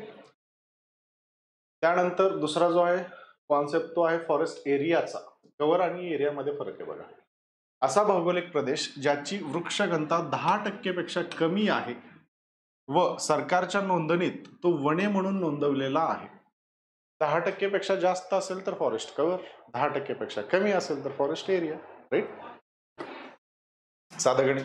मग याच्या अंतर्गत कोणकोणता एरिया येतो? वन कायदा 1927 तोंडपाठ करून टाका. वन कायदा कधी आला असा प्रश्न आयोग विचारतो out of the blue. Okay. इथं रेफरन्स येतोय. वन कायदा 1927 अंतर्गत नोंदवलेला जो प्रोटेक्टेड आणि रिझर्व्ह वनांचा प्रदेश आहे त्याला मी फॉरेस्ट कव्हरच्या अंतर्गत इन्क्लूड करणार आहे. राईट. त्याच्यानंतर राज्याच्या कायद्याअंतर्गत नोंदवलेला जो वन प्रदेश आहे त्याला मी फॉरेस्ट कव्हर अंतर्गत इन्क्लूड करणार आहे. स्थानिक स्वराज संस्थांच्या अंतर्गत नोंदवलेला प्रदेश त्याला मी फॉरेस्ट कन्सिडर करणार आहे. महसूल विभागाच्या अंतर्गत नोंदवलेला प्रदेश, राईट, याला सुद्धा मी फॉरेस्ट मध्ये घेणार आहे. ओके. प्रश्न जो येतोय तो इथे येतोय, का तर इथं स्पेसिफिक गोष्टी ते विचारण्यावर जास्त भर देऊ शकतात. ठीक आहे. त्यानंतर पुढचा कॉन्सेप्ट जो आहे तो आहे रिझर्व्ह फॉरेस्टचा, आरक्षित वन. या वन क्षेत्रावर सरकारचे प्रत्यक्ष नियंत्रण असते. नागरिकांना लाकूड गोळा करणे आणि गुरे चराईसाठी परवानगी नसते. बरोबर. सो इथं 2 कॉन्सेप्ट आहेत, प्रोटेक्टेड आणि दुसरा कोणता सांगितला? रिझर्व्ह. कंतारा मूवी याच्या भोवतीच चालतो बघा. कंतारा मूवी पाहिला असेल तुम्ही. राईट. तो एरिया जो आहे तो प्रोटेक्टेड फॉरेस्टचा एरिया होता. त्या ऑफिसरला रिझर्व्ह मध्ये कन्वर्ट करायचं होतं. कशासाठी करायचं होतं? तर कसल्याही पद्धतीचं लोकांना तिथं आत जाण्यासाठी परमिशन नसते. बरोबर. मायनर फॉरेस्ट प्रोड्यूस जो आहे तो तिथं गोळा करता येत नाही. याच्यामुळं जंगलाचं संवर्धन होत राहतं. अशा स्वरूपाचं ते कंटाराची स्टोरी वेगळी आहे पण हा कॉन्सेप्ट तिथं दाखवलाय. राईट. त्यानंतर संरक्षित वनक्षेत्र किंवा प्रोटेक्टेड फॉरेस्ट या वनक्षेत्रावर सरकारचे प्रत्यक्ष नियंत्रण असते, परंतु नागरिकांना लाकूड गोळा करणे असेल, वनचराई असेल, सोबतच मायनर फॉरेस्ट प्रोड्यूस जो आहे हा सगळा गोळा करण्याची परमिशन. ठीक आहे. वर नाहीये, खाली आहे. हा डिफरन्स आहे दोघांमध्ये. त्यानंतर वृक्षाच्या घनतेनुसार साधा प्रश्न विचारला जाईल जोड्या लावासाठी, राईट, किंवा एक direct out of the blue विचारला जाईल. काय विचारलं जाईल? अति घनदाट वने असतील तर वृक्ष घनता किती आहे? अति घनदाट वनांची वृक्ष घनता डॅश डॅश एवढी असते, असा साधा प्रश्न पण विचारला जाऊ शकतो, राईट. तो अति घनदाट वन म्हटलं की 70% किंवा त्याच्यापेक्षा जास्त, मध्यम घनदाट म्हणलं की 40 ते 70, खुलं वन म्हणलं की 10 ते 40 आणि खुरटं वन म्हणलं तर 10%. बरोबर. सो 4 ग्रुप दिसतात, पण लक्षात ठेवणं खूप सोपं आहे बघा. हे पहिल्यांदा मी 10 काढणार, नंतर मी काढणार 40, त्याच्यानंतर मी काढणार 70. याच्या वर असेल तर घनदाट आहे, या दोघांच्या मध्ये असेल तर मध्यम आहे, 10 ते 40 असेल तर खुलं वन आहे आणि 10 पेक्षा कमी असेल तर खुरटं वन आहे. म्हणजे फक्त 3 आकडे तुम्हाला लक्षात ठेवायचे आहेत, 4 गोष्टी तुम्हाला लक्षात राहत आहेत. बरोबर. साधा प्रश्न जोड्या लावा स्वरूपामध्ये येऊ शकतो किंवा कळलेल्या जागेच्या स्वरूपामध्ये येऊ शकतो. त्याच्यानंतर मग आता जंगलांचे प्रकार आपल्याला बघायचे. कोणकोणते जंगल आहेत महाराष्ट्रामध्ये, भारतामध्ये आणि महाराष्ट्रामध्ये आढळणारी जंगल, यांचे प्रकार आपल्याला बघायचे. जेवढं दिलंय तेवढंच करा, याच्या पलीकडे जात बसू नका. पहिला जो प्रकार आहे तो उष्णकटिबंधीय आर्द्र सदाहरित वने, राईट. सदाहरित वनांची चर्चा आपण करतोय. सदाहरित वनांचं वैशिष्ट्य लक्षात ठेवा, जिथं 200 ते 250 सेंटीमीटर एवढा पाऊस पडतोय, राईट, त्या विभागामध्ये या वनस्पती आपल्याला दिसतात. पावसावर डिपेंड, हवामानावरला रिलेट या वनस्पती करत असतात. तर पावसाचं प्रमाण जिथं 200 पेक्षा जास्त आहे तर आपल्याला सदाहरित वन दिसणार. महाराष्ट्रामध्ये 2 ठिकाणी दिसतं ते, एक तर दक्षिण कोकणामध्ये आणि एक तर विदर्भामध्ये, म्हणून सदाहरित वन तिकडं पण दिसतात आणि इथं पण दिसतात, राईट. त्यानंतर या वनस्पती ज्या आहेत त्या दाटीवाटीनं वाढलेल्या वनस्पती आहेत. झाडांची उंची खूप जास्त असते, 30 ते 40 मीटर पेक्षा उंच ही झाडं आपल्याला दिसतात. आणि महत्व म्हणजे काय, जैवविविधता सर्वात जास्त या विभागांमध्ये आपल्याला आढळते. एकदम खतरनाक बायोडायव्हर्सिटी असते, ठीक आहे.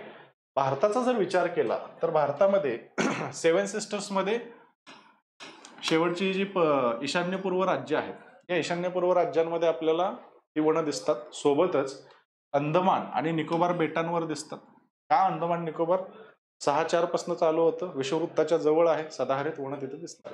यांचं दुसरं नाव विषुववृत्तीय वने सुद्धा म्हटलं जातं बरं काय, ठीक आहे.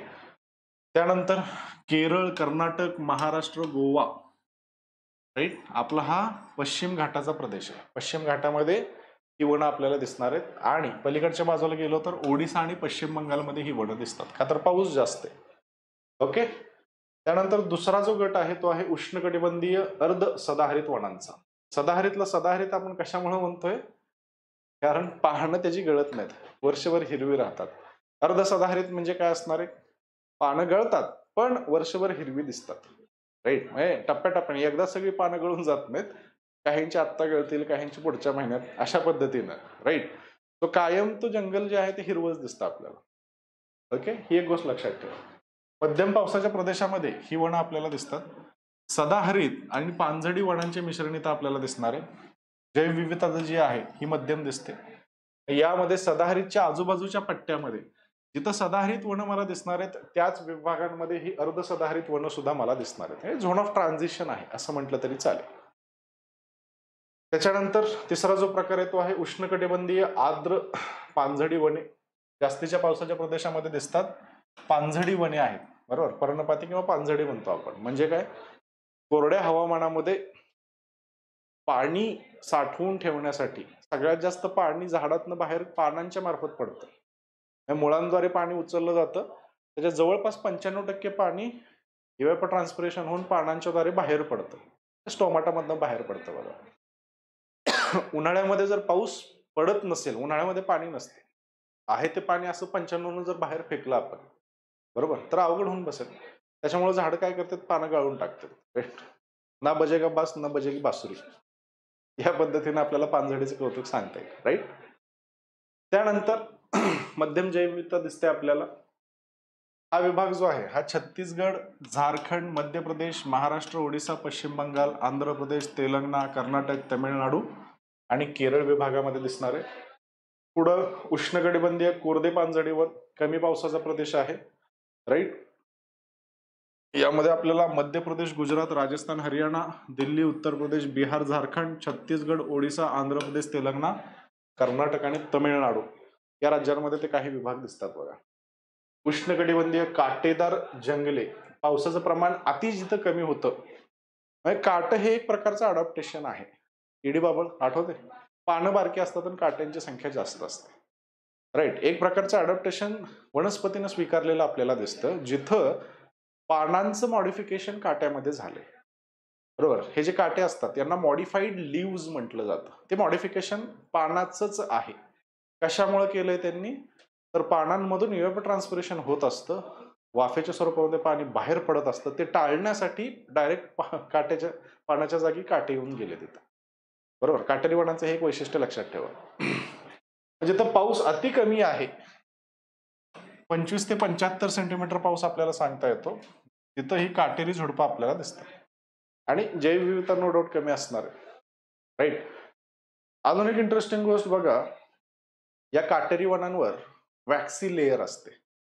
बरोबर, म्हणजे मेणाचा थर असल्यासारखं दिसतो आपल्याला. केकताड तुम्हाला माहित असेल, बरोबर, केकताड बघितलंय, रस्त्याच्या आजूबाजूला असतं. राईट, हात लावून बघा, लगेच लक्षात येईल. मेनकट लेअर आपल्याला, वॅक्सी लेअर जो आहे तो तिथे दिसून येतो. एकतर पानांची संख्या कमी असते, काठ्यांची संख्या जास्त असते. काही झाडांमध्ये तर फक्त काटे दिसतात आपल्याला, पानं दिसतच नाही, आणि वॅक्सी लेअर असते. या वॅक्सी लेअरचं उद्दिष्ट पण पाणी कंझर्व करणं असतं. ठीक आहे.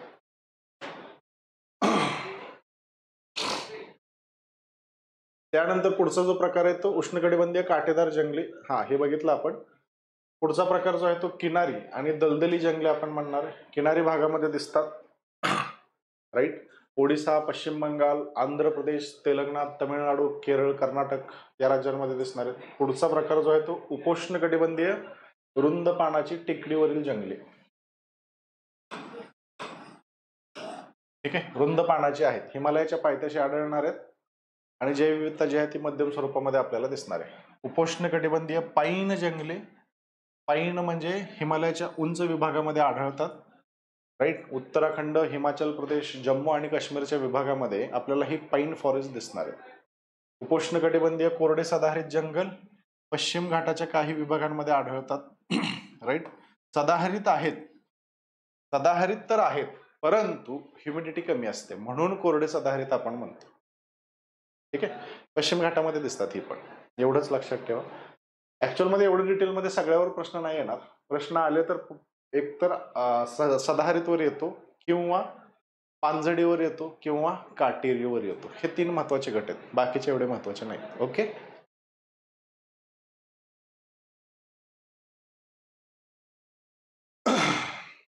त्याच्यानंतर बघा, अजून एक इंटरेस्टिंग प्रश्न इथे विचारला जातो, कोणत्या जंगलामध्ये कोणत्या प्रकारच्या वनस्पती आढळतात. ओके, हे पाठ करावं लागेल, हे विचारलं जातं. युपीएससी विचारते, एमपीएससी विचारते, कंबाईनला पण हा प्रश्न विचारला जाऊ शकतो. ओके, उष्णकटिबंधीय सदाहरित वन जी आहेत, इथं आढळून येणाऱ्या वनस्पतीमध्ये शिसव ही वनस्पती आढळते. त्याच्यानंतर ओक, जांभूळ, फणस, नागचंपा, कळम, कावसी, पांढरा सिडार आणि तेल्याताड. राईट, या झाडांचा समावेश आपण करतो. त्यानंतर उष्णकटिबंधीय निमसदाहरित वनांमध्ये दिसणाऱ्या झाडांमध्ये शिसव, बेहडा, केन, किंजळ, फणस, बिबळा, ऐन, नारळ, सुपारी, जिबत, जांभूळ, आंबा, गेळा, सेवरी, हेदू, सर्पगंधा आणि धावल यांचा समावेश मला करावा लागतो. राईट, ही निमसदाहरित वने आपल्याला आंबोलीला दिसतात. आंबोली म्हणजे अति जास्त पावसाचा प्रदेश आहे. ठीक आहे, त्यानंतर उपोष्णकटिबंधीय सदाहरित वने, सब ट्रॉपिकल एव्हरग्रीन फॉरेस्ट. सब ट्रॉपिकल एरिया आहे म्हणजे उंची जास्त असणार आहे. राईट, उंची जास्त आहे म्हणून बघा, महाबळेश्वरला दिसतंय, हे पाचगणीला दिसतंय, माथेरान, भीमाशंकर, अंबोली, अस्तंबा डोंगर, गाविलगड टेकड्या. महाराष्ट्रामध्ये जिथं उंची जास्त आहे त्या विभागांमध्ये ही सब ट्रॉपिकल एव्हरग्रीन फॉरेस्ट आपल्याला दिसतं. ठीक आहे, ही गोष्ट लक्षात असू द्या. याच्यामध्ये आढळणाऱ्या वनस्पती जांभूळ, अंजन, हिरडा, बेहडा, बकुळ, आंबाशेंद्री, रातफणस, त्यानंतर तेजपान, येवती, कुसुम, बामणी, सुरुंगी, कारवी, लॅव्हेंडर, पिंपरनेल. जेवढं लक्षात राहील तेवढं ठेवा, सगळं नो डाऊट नाही राहणार. राईट, जेवढं राहील तेवढं ठेवा, आवडीची नावं फक्त लक्षात असू दे. त्यानंतर ट्रॉपिकल वेट डेसिडियस किंवा मॉन्सून फॉरेस्ट. मान्सूनचे फॉरेस्ट. मग याच्यामध्ये बिबळ, ऐनखेर, अंजन, किंदळ, सातडा, आवळा, अर्जुन, धावडा, बिजा, शिरीष, सावर आणि कलम. सगळ्यात महत्वाचं याच्यामध्ये काय सापडतं? सागवान आणि शिसव. बरोबर. याचा वापर आपण करतो बघा फर्निचर तयार करायला. सागवान, शिसव लक्षात ठेवा कशामध्ये येतं? मॉन्सून फॉरेस्ट मध्ये येणार आहे. ठीक आहे, हा एक महत्वाचा पॉइंट आहे. त्यानंतर बाकीचे वाचून घ्या, राईट. मग पुढच्या याच्याकडे जाऊयात. पुढचा टॉपिक जो आहे वनांच्या पुढचा तो आहे प्राणी संपत्तीचा. हा महत्वाचा टॉपिक आहे, प्राणी संपत्ती. राईट. प्राण्याच्या कन्झर्वेशनच्या वेगवेगळ्या स्ट्रॅटेजीज असतात बघा. प्राणी कन्झर्वेशन गरजेचं आहे. का गरजेचं आहे? तुम्ही पर्यावरणामध्ये अन्न साखळी काहीतरी वाचलं असेल, बरोबर. अन्न साखळी.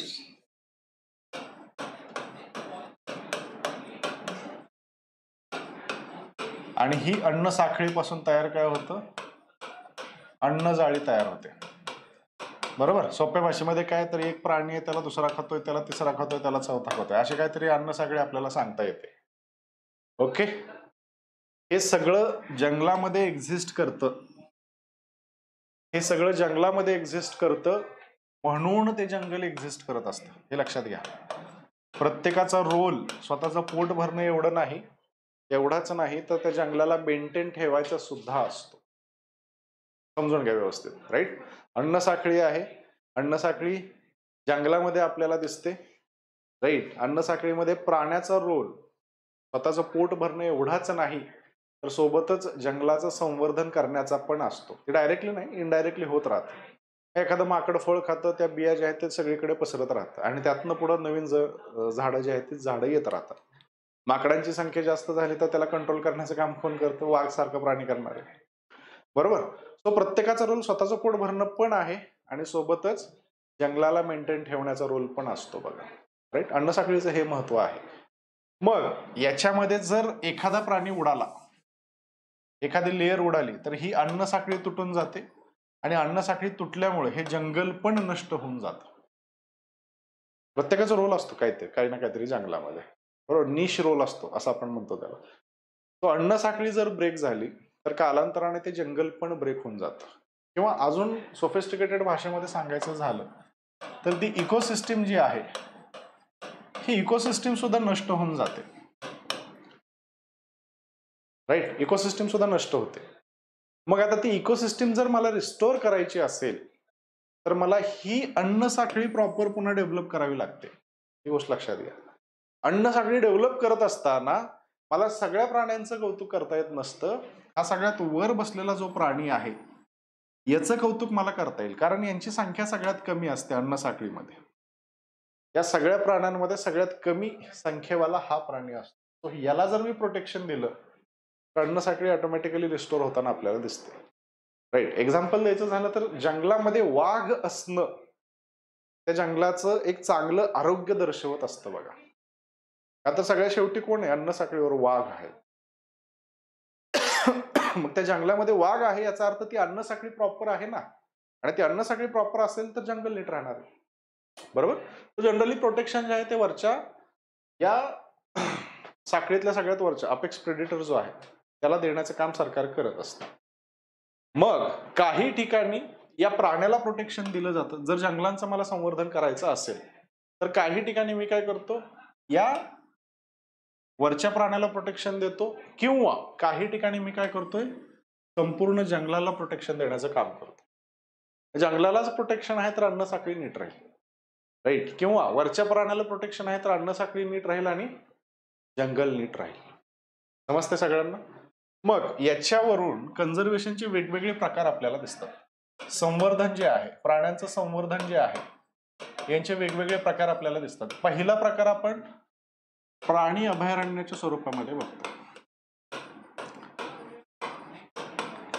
वाईल्ड लाईफ सँक्च्युरीज आपण त्याला म्हणणार आहे. राईट. दुसरा प्रकार जो आहे त्याला मी राष्ट्रीय उद्यान म्हणणार आहे. बरोबर. तिसरा प्रकार जो आहे त्याला मी कन्झर्वेशन रिझर्व्ह म्हणतो.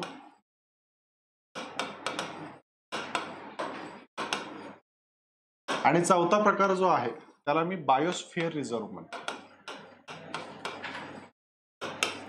ठीक आहे, थोडंफार इंग्लिश येईल. बायोस्फिअर रिझर्व्ह, कन्झर्वेशन रिझर्व्ह, राष्ट्रीय उद्यान आणि प्राणी अभयारण्य. प्राणी अभयारण्यामध्ये मी तुम्हाला जी आत्ता साखळी सांगितली, या साखळीमध्ये एखाद्या विशिष्ट गटाला प्रोटेक्शन देण्याचं काम केलं जातं. मग तुम्ही सिंहाला द्या, तुम्ही हरणाला द्या, कोणाला तरी द्या, पण एकाला प्रोटेक्शन द्या. राईट, ज्याची संख्या खूप कमी आहे, वायबल नंबरमध्ये ती लोक नाही आहेत, त्यांना प्रोटेक्शन. त्याच्यासाठी मी काय केलं, एस्टॅब्लिश प्राणी अभयारण्य केलं. बरोबर. मग दुसऱ्या स्ट्रॅटेजी मी मध्ये म्हटलं होतं की जंगल प्रोटेक्ट करणं गरजेचं आहे. सो डायरेक्ट जंगलाला जे प्रोटेक्शन दिलं जातं ते राष्ट्रीय उद्यानांमध्ये दिसतं बघा. जंगल प्रोटेक्ट करायचं, मग त्याच्याबरोबर ऑटोमॅटिकली जंगलामध्ये असणारे जे प्राणी आहेत त्यांना प्रोटेक्शन मिळेल. बरोबर. तिसरा जो प्रकार आहे कन्झर्वेशन रिझर्वचा, हा थोडासा ट्रिकी आहे. ट्रिकी कशामुळं, लेट्स से 2 एरियाज आहेत, या 2 एरियाजला सरकारनं राष्ट्रीय उद्यान किंवा वाईल्ड लाईफ सँक्च्युरी म्हणून जाहीर केलं. बरोबर. पण आता प्राण्यांना माहित नाहीये की आपला एरिया एवढाच आहे. राईट. प्राणी सिजनल मायग्रेशन करत असतात. जिथं पाणी उपलब्ध आहे, जिथं गवत उपलब्ध आहे, जिथं शिकार उपलब्ध आहे, त्या विभागांमध्ये हे सिजनल मायग्रेशन कंटिन्युअसली चालू असतं. मग खाली दक्षिण भारतामध्ये हत्तींचं सांगता येतं बघा आपल्याला. बरोबर. पण आता हत्तींना हे माहित नाही की आपला एरिया एवढाच आहे. राईट. सो हत्ती काय करतो, इकडनं तिकडं जाणार आहे, तिकडनं इकडे येणार आहे, ही कंटिन्युअसली प्रोसेस चालू असते. राईट. त्यांचं हॅबिटॅट प्रोटेक्शन या विभागामध्ये झाले, या विभागामध्ये झाले, आणि या सगळ्या मधल्या प्रदेशामध्ये लोकवस्ती असते, लोकांच्या शेती असतात, रस्ते असतात, वगैरे वगैरे गोष्टी. बरोबर. सो प्रोटेक्शन इथं आहे. एखादा शिकारी इथं त्यांना हात लावू शकत नाही, पण ही जनता ज्यावेळेस मध्ये असते त्यावेळेस तो शिकारी पण हात लावू शकतो. आणि लोकांनी अशा बऱ्याचशा केसेसमध्ये जनावरांना मारलेलं पण आहे, का तर घरामध्ये घुसले, काय झालं, वगैरे वगैरे. ऍक्च्युअल मध्ये लोकांचं घर त्यांच्या रस्त्यामध्ये आहे. बरोबर. पण आपण मारतो की हा ठीक आहे, लोकांच्या घरामध्ये घुसलं, एखादं जनावर पळवून नेलं. काय काय केसमध्ये लोकांना पळवून नेण्याचं काम तिथं होतं. जनरली ही छोटी मुलं जी असतात बघा, म्हणजे वय ज्यांचं कमी आहे, असे त्यांचे प्रे असतात, का तर तुलनेनं सोपं असतं पकडणं. राईट. सो हा ह्युमन कॉन्फ्लिक्ट जो आहे, हा ह्युमन कॉन्फ्लिक्ट दिसतो. मग आता सोल्युशन काय काढायचं. राईट. अशा केसमध्ये सरकारने एक नवीन स्ट्रॅटेजी डेव्हलप केली. यांचा जो हा कॉरिडॉर आहे, वाईल्ड लाईफचा कॉरिडॉर, ज्या रस्त्याने हे जनावर जात आहेत त्या रस्त्याला सुद्धा सरकारनं प्रोटेक्शन दिले. आता ज्या रस्त्यानं ते जनावर चाललंय त्या रस्त्याला सुद्धा सरकारनं प्रोटेक्शन दिलंय, आणि त्याला म्हटलंय कन्झर्वेशन रिझर्व्ह. बरोबर. लक्षात आलं. कन्झर्वेशन रिझर्व्ह त्याला म्हणणार आहे आपण. राईट. त्यानंतर चौथा प्रकार जो आहे तो आहे बायोस्फिअर रिझर्व्हचा. चौथा जो प्रकार आहे त्याला मी म्हणणार आहे बायोस्फिअर रिझर्व्ह. बायोस्फिअर रिझर्व्ह मध्ये प्राणी, वनस्पती आणि त्याच्या आजूबाजूला असणारी लोक, या सगळ्यांचं जे इंटरॅक्शन चालू आहे, या इंटरॅक्शनला प्रोटेक्ट केलं जातं. बरोबर. म्हणजे राष्ट्रीय उद्यानांमध्ये लोकांना आत जाण्याची परमिशन नसते. राष्ट्रीय उद्यानांपेक्षा मोठा एक इव्हॉल्व्ह झालेला कॉन्सेप्ट जो आहे तो आपण बायोस्फिअर रिझर्व्हचा सांगतो. इथं माणसाचं नेचर बरोबर होणारं जे इंटरॅक्शन आहे, जे नॅचरली होत असतं, म्हणजे आपले जे पूर्वज करायचे. बरोबर. म्हणजे जंगलाचा काही पट्टा साफ करणार, तिथं शेती केली जायची, झूम कल्टिवेशन चालायचं तिथं. राईट. हा साफ केलेला जो पट्टा आहे, याच्यामुळं झाडं बिडं तोडल्यामुळं सूर्यप्रकाश जो आहे तो जमिनीपर्यंत येणार, आणि जमिनीवर जे झाडांचे बी पडलेले आहेत हे बी पुन्हा उगवून वर येणार. तो जंगलाच्या रिस्टोरेशन मध्ये न कळत मानवाचा पण तेवढाच रोल असतो. समजते. आणि जंगलामधल्या ज्या इकोसिस्टीम आहेत, या इकोसिस्टीम खूप कॉम्प्लेक्स असतात. म्हणजे हे आयडेंटिफाय करणं खूप अवघड असतं की नेमकं कोणतं कोणत्या स्टेजवर आहे. बरोबर. कोणता प्राणी कोणत्या फूडवेबच्या स्टेजवर आहे आणि त्याचं काम काय, हे सांगणं पण खूप अवघड असतं. सो त्या इंटरॅक्शन्स पण महत्वाच्या आहेत, मानवाच्या पण इंटरॅक्शन्स महत्वाच्या आहेत. याच्यामुळे आपण एक नवीन कॉन्सेप्ट शोधून काढला होता, त्याला म्हटलं गेलं बायोस्फिअर रिझर्व्ह. याच्यामध्ये प्राणी, वनस्पती आणि मनुष्य या तिघांचं इंटिग्रेशन केलं, आणि या तिघांचं जे रिलेशनशिप आहे ते मेंटेन ठेवण्याचा प्रयत्न बायोस्फिअर रिझर्व्ह मध्ये केला जातो. क्लिअर सगळ्यांना. मग पहिल्यांदा वन्यजीव अभयारण्य किंवा वाईल्ड लाईफ सँक्च्युरीज याचा विचार करूयात. वन्यजीव आणि त्यांच्या अधिवासांच्या संरक्षणासाठी संरक्षित केलेली भूमी म्हणजे वाईल्ड लाईफ सँच्युरी असते. या अभयारण्यांचा आकार जो आहे हा राष्ट्रीय उद्यानांपेक्षा लहान असतो आणि काही मानवी क्रियाकलापांना तिथं परमिशन देण्यात आली असते. म्हणजे मासेमारी करायची असेल किंवा जंगलामध्ये थोडंफार फॉरेस्ट प्रोड्यूस गोळा करायचा असेल तर त्यासाठी परमिशन्स असते. बरोबर, लिनियन्सी असते थोडीशी असं म्हटलं तरी चालेल. या वाईल्ड लाईफ सँच्युरीची स्थापना जी केली जाते ती वन्यजीव अधिनियम 1972, वाईल्ड लाईफ प्रोटेक्शन ऍक्ट 1972 नुसार वाईल्ड लाईफ सँच्युरीची स्थापना करण्यात येते. ओके, ही गोष्ट लक्षात ठेवा. याच्या अंतर्गत या कलमाच्या कायद्याच्या अंतर्गत कलम नंबर 18 जे आहे यानुसार आपण स्थापना करत असतो. ओके, आणि आता भारताचा विचार केला तर जवळपास 551 वन्यजीव अभयारण्य आपल्याला दिसतात. ओके, भारतामध्ये सगळं ठीक आहे. त्यानंतर याच्या अंतर्गत स्पेशल प्रोजेक्ट्स पण चालतात. फॉर एक्झाम्पल प्रोजेक्ट टायगर आहे, प्रोजेक्ट एलिफंट आहे, प्रोजेक्ट रायनो आहे, ग्रेट इंडियन बस्टर्डचा प्रोजेक्ट आहे. ठीक आहे, सो स्पेसिफिक प्रोजेक्ट्स पण चालत असतात. दुसरा जो प्रकार आहे त्याला आपण म्हणणार आहे राष्ट्रीय उद्यान किंवा नॅशनल पार्क आपण म्हणणार आहे. वन्यजीव आणि त्याच्या अधिवासाच्या संरक्षणासाठी संरक्षित केलेली जमिनीचे क्षेत्र आहे. बरोबर, अधिवास पण महत्वाचा. अधिवासाला प्रोटेक्शन दिलं जातं ज्याच्यामुळं वन्यजीवाला सुद्धा तिथं प्रोटेक्शन मिळणार आहे. राईट, ही जनरली अभयारण्यांपेक्षा मोठी असतात आणि मानवी क्रियाकलाप जो आहे याला कसलीही परमिशन तिथं दिली जात नाही. याची पण स्थापना वाईल्ड लाईफ कन्झर्वेशन ऍक्ट 1972 नुसार आहे. याच्या अंतर्गत सेक्शन 35 किंवा कलम 35 यानुसार नॅशनल पार्कची एस्टॅब्लिशमेंट केली जाते. भारतामध्ये आजच्या केसला 106 नॅशनल पार्क्स आपल्याला दिसतात. आकडा महत्वाचा आहे. ठीक आहे, त्यानंतर तिसरा जो प्रकार आहे तो आहे जैवविविधता राखीव, बायोस्फिअर रिझर्व्ह आपण त्याला म्हणणार आहे. ओके, याची चर्चा पण आपण केली. बायोस्फिअर रिझर्व्ह जो आहे हा स्थापन केला जातो जैव विविधता संरक्षण अधिनियम 1986, एन्व्हायरमेंट प्रोटेक्शन ऍक्ट 1986 नुसार आपण एस्टॅब्लिशमेंट करतो. याचा कलम 3 जो आहे सेक्शन 3 याच्यानुसार बायोस्फिअर रिझर्व्हची स्थापना केली जाते. आज भारतामध्ये 18 बायोस्फिअर रिझर्व्ह दिसतात. राईट, आणि सगळ्यात शेवटी संवर्धन राखीव किंवा कन्झर्वेशन रिझर्व्ह ही क्रायटेरिया आपण बघितला. राईट, वाईल्ड लाईफ कॉरिडॉर्स जोडण्याचं काम इथे केलं जातं. वाईल्ड लाईफ प्रोटेक्शन ऍक्ट अंतर्गत जी स्थापना जी आहे ती केली जाणार आहे. क्लिअर सगळ्यांना? त्यानंतर मग आता अभयारण्यांचा विचार करूयात. ओके, महाराष्ट्रातले अभयारण्य बघूयात. जनरली महाराष्ट्रातले विचारले जातात, त्यातले त्यात महत्वाचे अभयारण्य आपल्याला बघायचे. ओके, वरून सुरुवात करूयात. बघा, इथं नंदुरबार डिस्ट्रिक्ट आहे. नंदुरबार डिस्ट्रिक्ट मध्ये अनेर डॅम हे अभयारण्य आपल्याला दिसतं. त्याच्यानंतर जळगाव मध्ये यावल हे अभयारण्य आपल्याला दिसतं. बुलढाण्यामध्ये ज्ञानगंगा, अंबाबरवा आणि लोणार ही अभयारण्य आपल्याला दिसणार आहेत. राईट, अकोल्यामध्ये नरनाळा हे अभयारण्य दिसतं.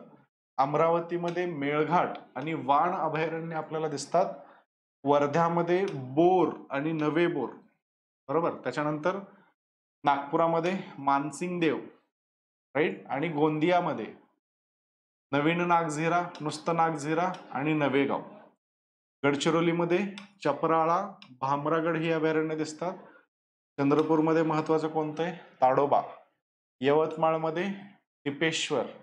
काटेपूर्णा धरण पण बघितलं होतं आपण, सोबतच काटेपूर्णा अभयारण्य आणि कारंजा अभयारण्य पण आपल्याला दिसणार आहे. राईट, पुढे औरंगाबादमध्ये आलो की गवताळा आणि जायकवाडी आपल्याला दिसते. नाशिकमध्ये नांदूर मधमेश्वर आहे. नांदूर मधमेश्वर कादवारीवर. राईट, मी तुम्हाला त्यावेळेस पण सांगितलं होतं बघा. नगरमध्ये दोन महत्वाचे, कळसुबाई आणि रेहेगोरी. बीडमध्ये नायगाव अभयारण्य आहे. त्याच्यानंतर उस्मानाबादमध्ये येडशी आणि गंगेवाडी ही अभयारण्य दिसतात. सोलापूरमध्ये नान्नजचं अभयारण्य आपल्याला दिसतं. सांगलीमध्ये सागरेश्वर आहे.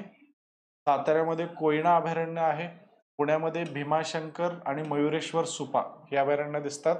ठाणेमध्ये तानसा आणि ठाणे क्रीक. ठाणे क्रीक म्हणजे ठाण्याची खाडी, इथं अभयारण्य एस्टॅब्लिश करण्यात आलेलं आहे.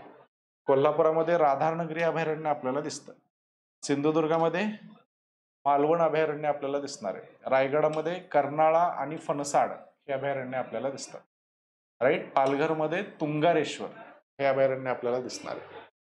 बरोबर. सो नकाशा प्रॉपर वर्कआउट करून घ्या. जोड्या लावा स्वरूपामध्ये प्रश्न येतात, सिंपल प्रश्न असतात जनरली, याच्या पलीकडे तो प्रश्न जात नाही.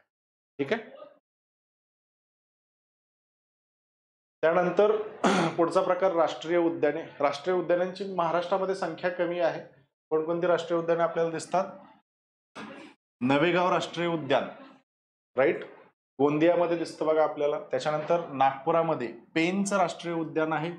अमरावतीमध्ये गुगामल राष्ट्रीय उद्यान दिसतं. चंद्रपूरमध्ये ताडोबा राष्ट्रीय उद्यान आहे. म्हणजे चंद्रपूरमध्ये ताडोबा प्राणी अभयारण्य पण आहे आणि ताडोबा राष्ट्रीय उद्यान पण असणार आहे. राईट, हे ताडोबा दोन्ही ठिकाणी आहे. त्यानंतर मुंबई विभागामध्ये संजय गांधी राष्ट्रीय उद्यान बोरिवलीचं, हे सगळ्यात छोटे महाराष्ट्रातलं बरं का, आणि अर्बन एरियामध्ये असलेलं अभयारण्य राष्ट्रीय उद्यान आहे संजय गांधी. आणि कोकण आणि पुणे विभागामध्ये आपल्याला चांदोली राष्ट्रीय उद्यान दिसतं. हे चांदोली राष्ट्रीय उद्यानाचं वैशिष्ट्य, याचा काही विभाग रत्नागिरीमध्ये येतो, काही विभाग साताऱ्यामध्ये येतो, काही विभाग सांगलीमध्ये येतो, काही विभाग कोल्हापुरामध्ये येतो. सो एकूण 4 जिल्ह्यांमध्ये हे चांदोली राष्ट्रीय उद्यान पसरलेलं आपल्याला दिसतं. ओके, ही एक इंटरेस्टिंग गोष्ट लक्षात घ्या. त्याच्यानंतर पुढचा जो आहे तो व्याघ्र प्रकल्प. व्याघ्र प्रकल्प किंवा प्रोजेक्ट टायगर जो आहे, हे प्रोजेक्ट टायगर सुरू करण्याचं कारण आपण जे म्हटलं होतं अपेक्स प्रेडिटर, बरोबर, तो जर जंगलामध्ये असेल तर जंगल नीट चाललंय. आणि वाघाची शिकार करण्याचं प्रमाण भारतामध्ये खूप जास्त होतं. पहिली गोष्ट, शिकारीला गेलाय आणि ससा मारून आलाय तर तुमचं कोण कौतुक करेल का? कुणीच नाही करणार, बरोबर. तर शौक जो आहे तो वाघ मारायचाच पाहिजे ना, राईट. मी एवढा मोठा प्राणी मारतो याचा अर्थ काय? मी लय शहाणा आहे. ओके. दुसरी महत्वाची गोष्ट बघा, वाघ जे आहेत हे बऱ्याचदा नरभक्षक सुद्धा होतात, राईट. कारण आपण तराईच्या प्रदेशामध्ये वाघ बघतो किंवा सह्याद्रीच्या प्रदेशामध्ये वाघ बघतो. यांचा काहीतरी फिरण्याचा कॉरिडॉर असतो. पॉप्युलेशन प्रेशरमुळं यांच्या कॉरिडॉरमध्ये आता घरं तयार होतात किंवा जंगलांचा जो प्रदेश आहे तिथं आता शेती तयार झाली तराईच्या विभागामध्ये. तो कॉन्फ्लिक्ट जो आहे हा कॉन्फ्लिक्ट वाढतो. वाघ जर जखमी झाला, एखादा दात बीत गेला, जखमी झाला किंवा म्हातारा झाला तर त्या केसमध्ये तो प्राण्यांऐवजी माणसांवर शिफ्ट होतो, राईट. याच्यामुळे सुद्धा वाघांना मारण्याचं प्रमाण वाढलं. समजते सगळ्यांना? यामुळे सुद्धा वाघांची भीती जास्त दिसलं की घालगोळी असा प्रकार जो आहे तो चालतो. आणि एक इंटरेस्टिंग गोष्ट लक्षात ठेवा, आपण आता प्रोजेक्ट चित्तामध्ये चित्ता इंट्रोड्यूस करतोय, राईट. आता चित्त्यांची इकोसिस्टीम किंवा सिंहाची इकोसिस्टीम ही कुर्णांची इकोसिस्टीम असते. म्हणजे कुर्णांमध्ये आपल्याला जनरली चित्ता सिंह दिसतात. भारतामध्ये सध्या सिंह जे आहेत ते फक्त गुजरातमध्ये दिसतात, राईट. म्हणजे कुर्णांची इकोसिस्टीम बऱ्यापैकी डॅमेज झाली आपली, काहीच ठिकाणी ती दिसते. आता ही इकोसिस्टीम जर रिस्टोर करायची असेल तर सिंहासोबत कोण लागणार आहे? चित्ते लागणार आहेत. म्हणून चित्ते इंट्रोड्यूस केले गेले, राईट. आणि थोडंफार जे जंगल आहे हे जंगल जर मेंटेन ठेवायचं असेल तर कोण आवश्यक आहे त्या जंगलामध्ये? वाघ असणं आवश्यक आहे. पूर्ण तर ऑलरेडी खराब होऊन गेले, राईट, त्या हाताबाहेर गेलेली केस आहे. पण जर वाघ पण संपली तर जंगल नष्ट होऊन जातील आणि जंगल जर नष्ट झालं तर खूप अडचणीचं होऊन बसेल आपल्याला. म्हणून प्रोजेक्ट टायगर स्पेसिफिकली वाघांच्या प्रोटेक्शनसाठी सुरू केला होता, राईट. याच्यामध्ये सगळ्यात इंटरेस्टिंग गोष्ट ही आहे की वाघांना प्रोटेक्शन दिलं गेलं. हे प्रोटेक्शन आजच्या स्टेजला एवढं खतरनाक आहे. वाघांचा जो कोर आणि बफर इथं कसं चालतं बघा, ही स्ट्रॅटेजी जी आहे ही स्ट्रॅटेजी कोर आणि बफर एरियाजवर चालते. काही एरिया कोर एरिया मधून डिझाईन केला जातो, काही एरिया बफर ठेवला जातो. वाघांचं जे अधिवास क्षेत्र आहे त्याला कोर झोन किंवा कोर एरिया म्हटलं जातं. म्हणजे तर वाघांचं मेटिंग होतं, ब्रीडिंग होतं, म्हणजे नवीन वाघांचा बछड्यांचा जन्म होतो, ते राहायला तिथं असतात असं म्हटलं तरी चालेल. तो कोर एरिया. इथं कसल्याही पद्धतीनं बाहेरचा माणसाचा संबंध येणार नाही, राईट. कोरला आणि लोकांना वेगळा करणारा जो झोन आहे तो म्हणजे बफर झोन आहे. सो कोर बफर स्ट्रॅटेजीजवर हे व्याघ्र प्रकल्प चालतात. आणि एक वायबल पॉप्युलेशन मेंटेन ठेवणं, ते जंगल अस्तित्वात राहण्यासाठी जेवढे वाघ गरजेचे आहेत तेवढं वायबल पॉप्युलेशन मेंटेन ठेवणं हे प्रोजेक्ट टायगरचं वैशिष्ट्य. आणि प्रोजेक्ट टायगर लॉन्च केल्यापासून भारतामध्ये वाघांची संख्या वाढत वाढत वाढत गेली. म्हणजे पॉझिटिव्ह लाईन्सवर हा प्रोजेक्ट टायगर चालतो असं म्हटलं तरी चालेल. आणि आज अशी सिच्युएशन आहे की जगामध्ये सगळ्यात जास्त वाघ भारतामध्ये आपल्याला दिसतात. ठीक आहे सगळ्यांना? तो असे वेगवेगळे प्रोजेक्ट टायगर जे आहेत हे प्रोजेक्ट टायगर सुरू झालेत. मग महाराष्ट्रामध्ये दिसणारे प्रोजेक्ट टायगर ताडोबा अंधारीमध्ये दिसतो आपल्याला चंद्रपूरमध्ये. त्याच्यानंतर गोंदियामध्ये नागझिरा दिसतो. नागपूरमध्ये पेंच आहे. नागपूरच्या अजून एक ओळख आहे बघा, याला टायगर कॅपिटल म्हटलं जातं नागपूरला. ठीक आहे, हे एक इंटरेस्टिंग गोष्ट लक्षात ठेवा. वाघांची राजधानी. त्यानंतर वर्ध्यामध्ये बोर दिसतं आपल्याला. अमरावतीमध्ये मेळघाट हा प्रोजेक्ट टायगर आपल्याला दिसतो. आणि पुन्हा इकडच्या 4 जिल्ह्यांमध्ये सह्याद्री. राईट. सो एकूण 4 आणि 2 6 प्रोजेक्ट टायगर्स आपल्याला महाराष्ट्रामध्ये दिसतात. जोड्या लावामध्ये हा प्रश्न विचारला जाईल. ठीक आहे. त्यानंतर प्रसिद्ध अभयारण्य. कोणत्या अभयारण्यामध्ये कोणता प्राणी प्रसिद्ध आहे, हा एक साधा प्रश्न तिथे विचारला जातो. राईट. कोल्हापूरचं ठिकाण याच्यामध्ये ताजीपुरा अभयारण्य आहे, गव्यांसाठी प्रसिद्ध आहे. ते गवे माहीत असतील तुम्हाला. राईट. त्यानंतर सांगलीमध्ये सागरेश्वर अभयारण्य आहे, हरणांसाठी प्रसिद्ध आहे. पुण्यामध्ये भीमाशंकर अभयारण्य आहे, शेकरू खाडीसाठी प्रसिद्ध आहे. शेकरू खार म्हणजे आपलं राज्य प्राणी असं म्हटलं तरी चालेल. राईट. ठाण्यामध्ये तुंगारेश्वर अभयारण्य आहे, हॉर्नबिल या पक्षासाठी तो प्रसिद्ध आहे. रायगडमध्ये कर्नाळा अभयारण्य आहे, पक्ष्यांसाठी प्रसिद्ध आहे. सिंधुदुर्गामधलं मालवण हे सागरी अभयारण्य आहे बघा, मालवण सागरी अभयारण्य आहे. हे पक्ष्यांसाठी ब्लॅक हेडेड गुल आणि पाणपक्षी यांच्यासाठी प्रसिद्ध असलेलं आपल्याला दिसतं. जोड्या लावमध्ये एक साधा प्रश्न इथे विचारला जाईल. त्याच्यानंतर नाशिक मधलं नांदूर मधमेश्वर हे सुद्धा पाणपक्ष्यांसाठी प्रसिद्ध आहे. नगरमधील देऊळगाव रेहेकुरी हे जे अभयारण्य आहे हे काळविटांसाठी प्रसिद्ध आहे. राईट. कळसुबाई लक्षात ठेवा, कळसुबाई आवडीचा प्रश्न असतो त्यांचा, हे फुलपाखरासाठी प्रसिद्ध आहे. त्याच्यानंतर सोलापूर जिल्ह्यामध्ये नान्नज माळढोक पक्ष्यांसाठी प्रसिद्ध आहे. माळढोक पक्षी तुम्ही बघितलेले नसतील, गुगल सर्च करा. माळढोक बऱ्यापैकी एक्सटिंक्ट झाले असं म्हटलं जातं. तर हा कुरणांमध्ये आढळणारा पक्षी आहे. राईट. आता कुर्ण राहिलेत का आपल्या इथं? सिंह दिसत नाही, चित्ता दिसत नाही, सो कुर्ण दिसणार नाहीयेत. ऑटोमॅटिकली माळढोक पक्षाचं अस्तित्व नष्ट होत चाललंय. आपण बरेच प्रयत्न केले पण अस्तित्व जे आहे ते नष्ट होत चाललेलं आहे. माळढोक पक्षी एकदा सर्च करा. याला इंग्लिशमध्ये म्हटलं जातं ग्रेट इंडियन बस्टर्ड.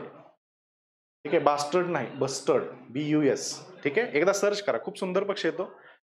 त्यानंतर नंदुरबार धुळे अणेर धरण पक्ष्यांसाठी, औरंगाबाद मधलं जायकवाडी पक्ष्यांसाठी आणि बीड मधलं नायगाव हे मोरांसाठी प्रसिद्ध आहे. ओके, जोड्या लावा.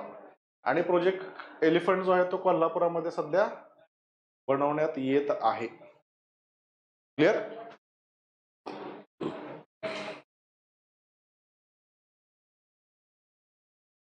काय झालं?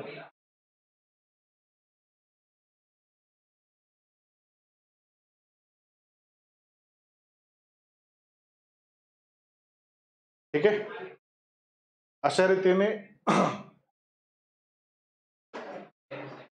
आपला महाराष्ट्र फिजिकल जो आहे हा महाराष्ट्र फिजिकल आपण आज कम्प्लीट करतोय.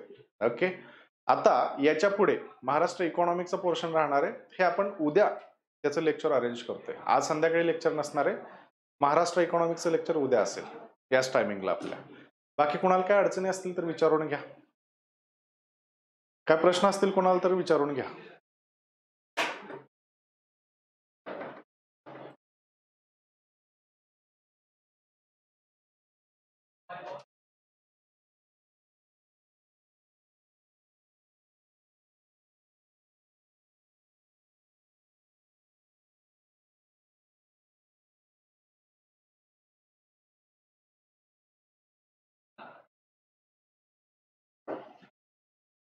उद्या याच टायमिंगला ठेवूयात की 2:30ला.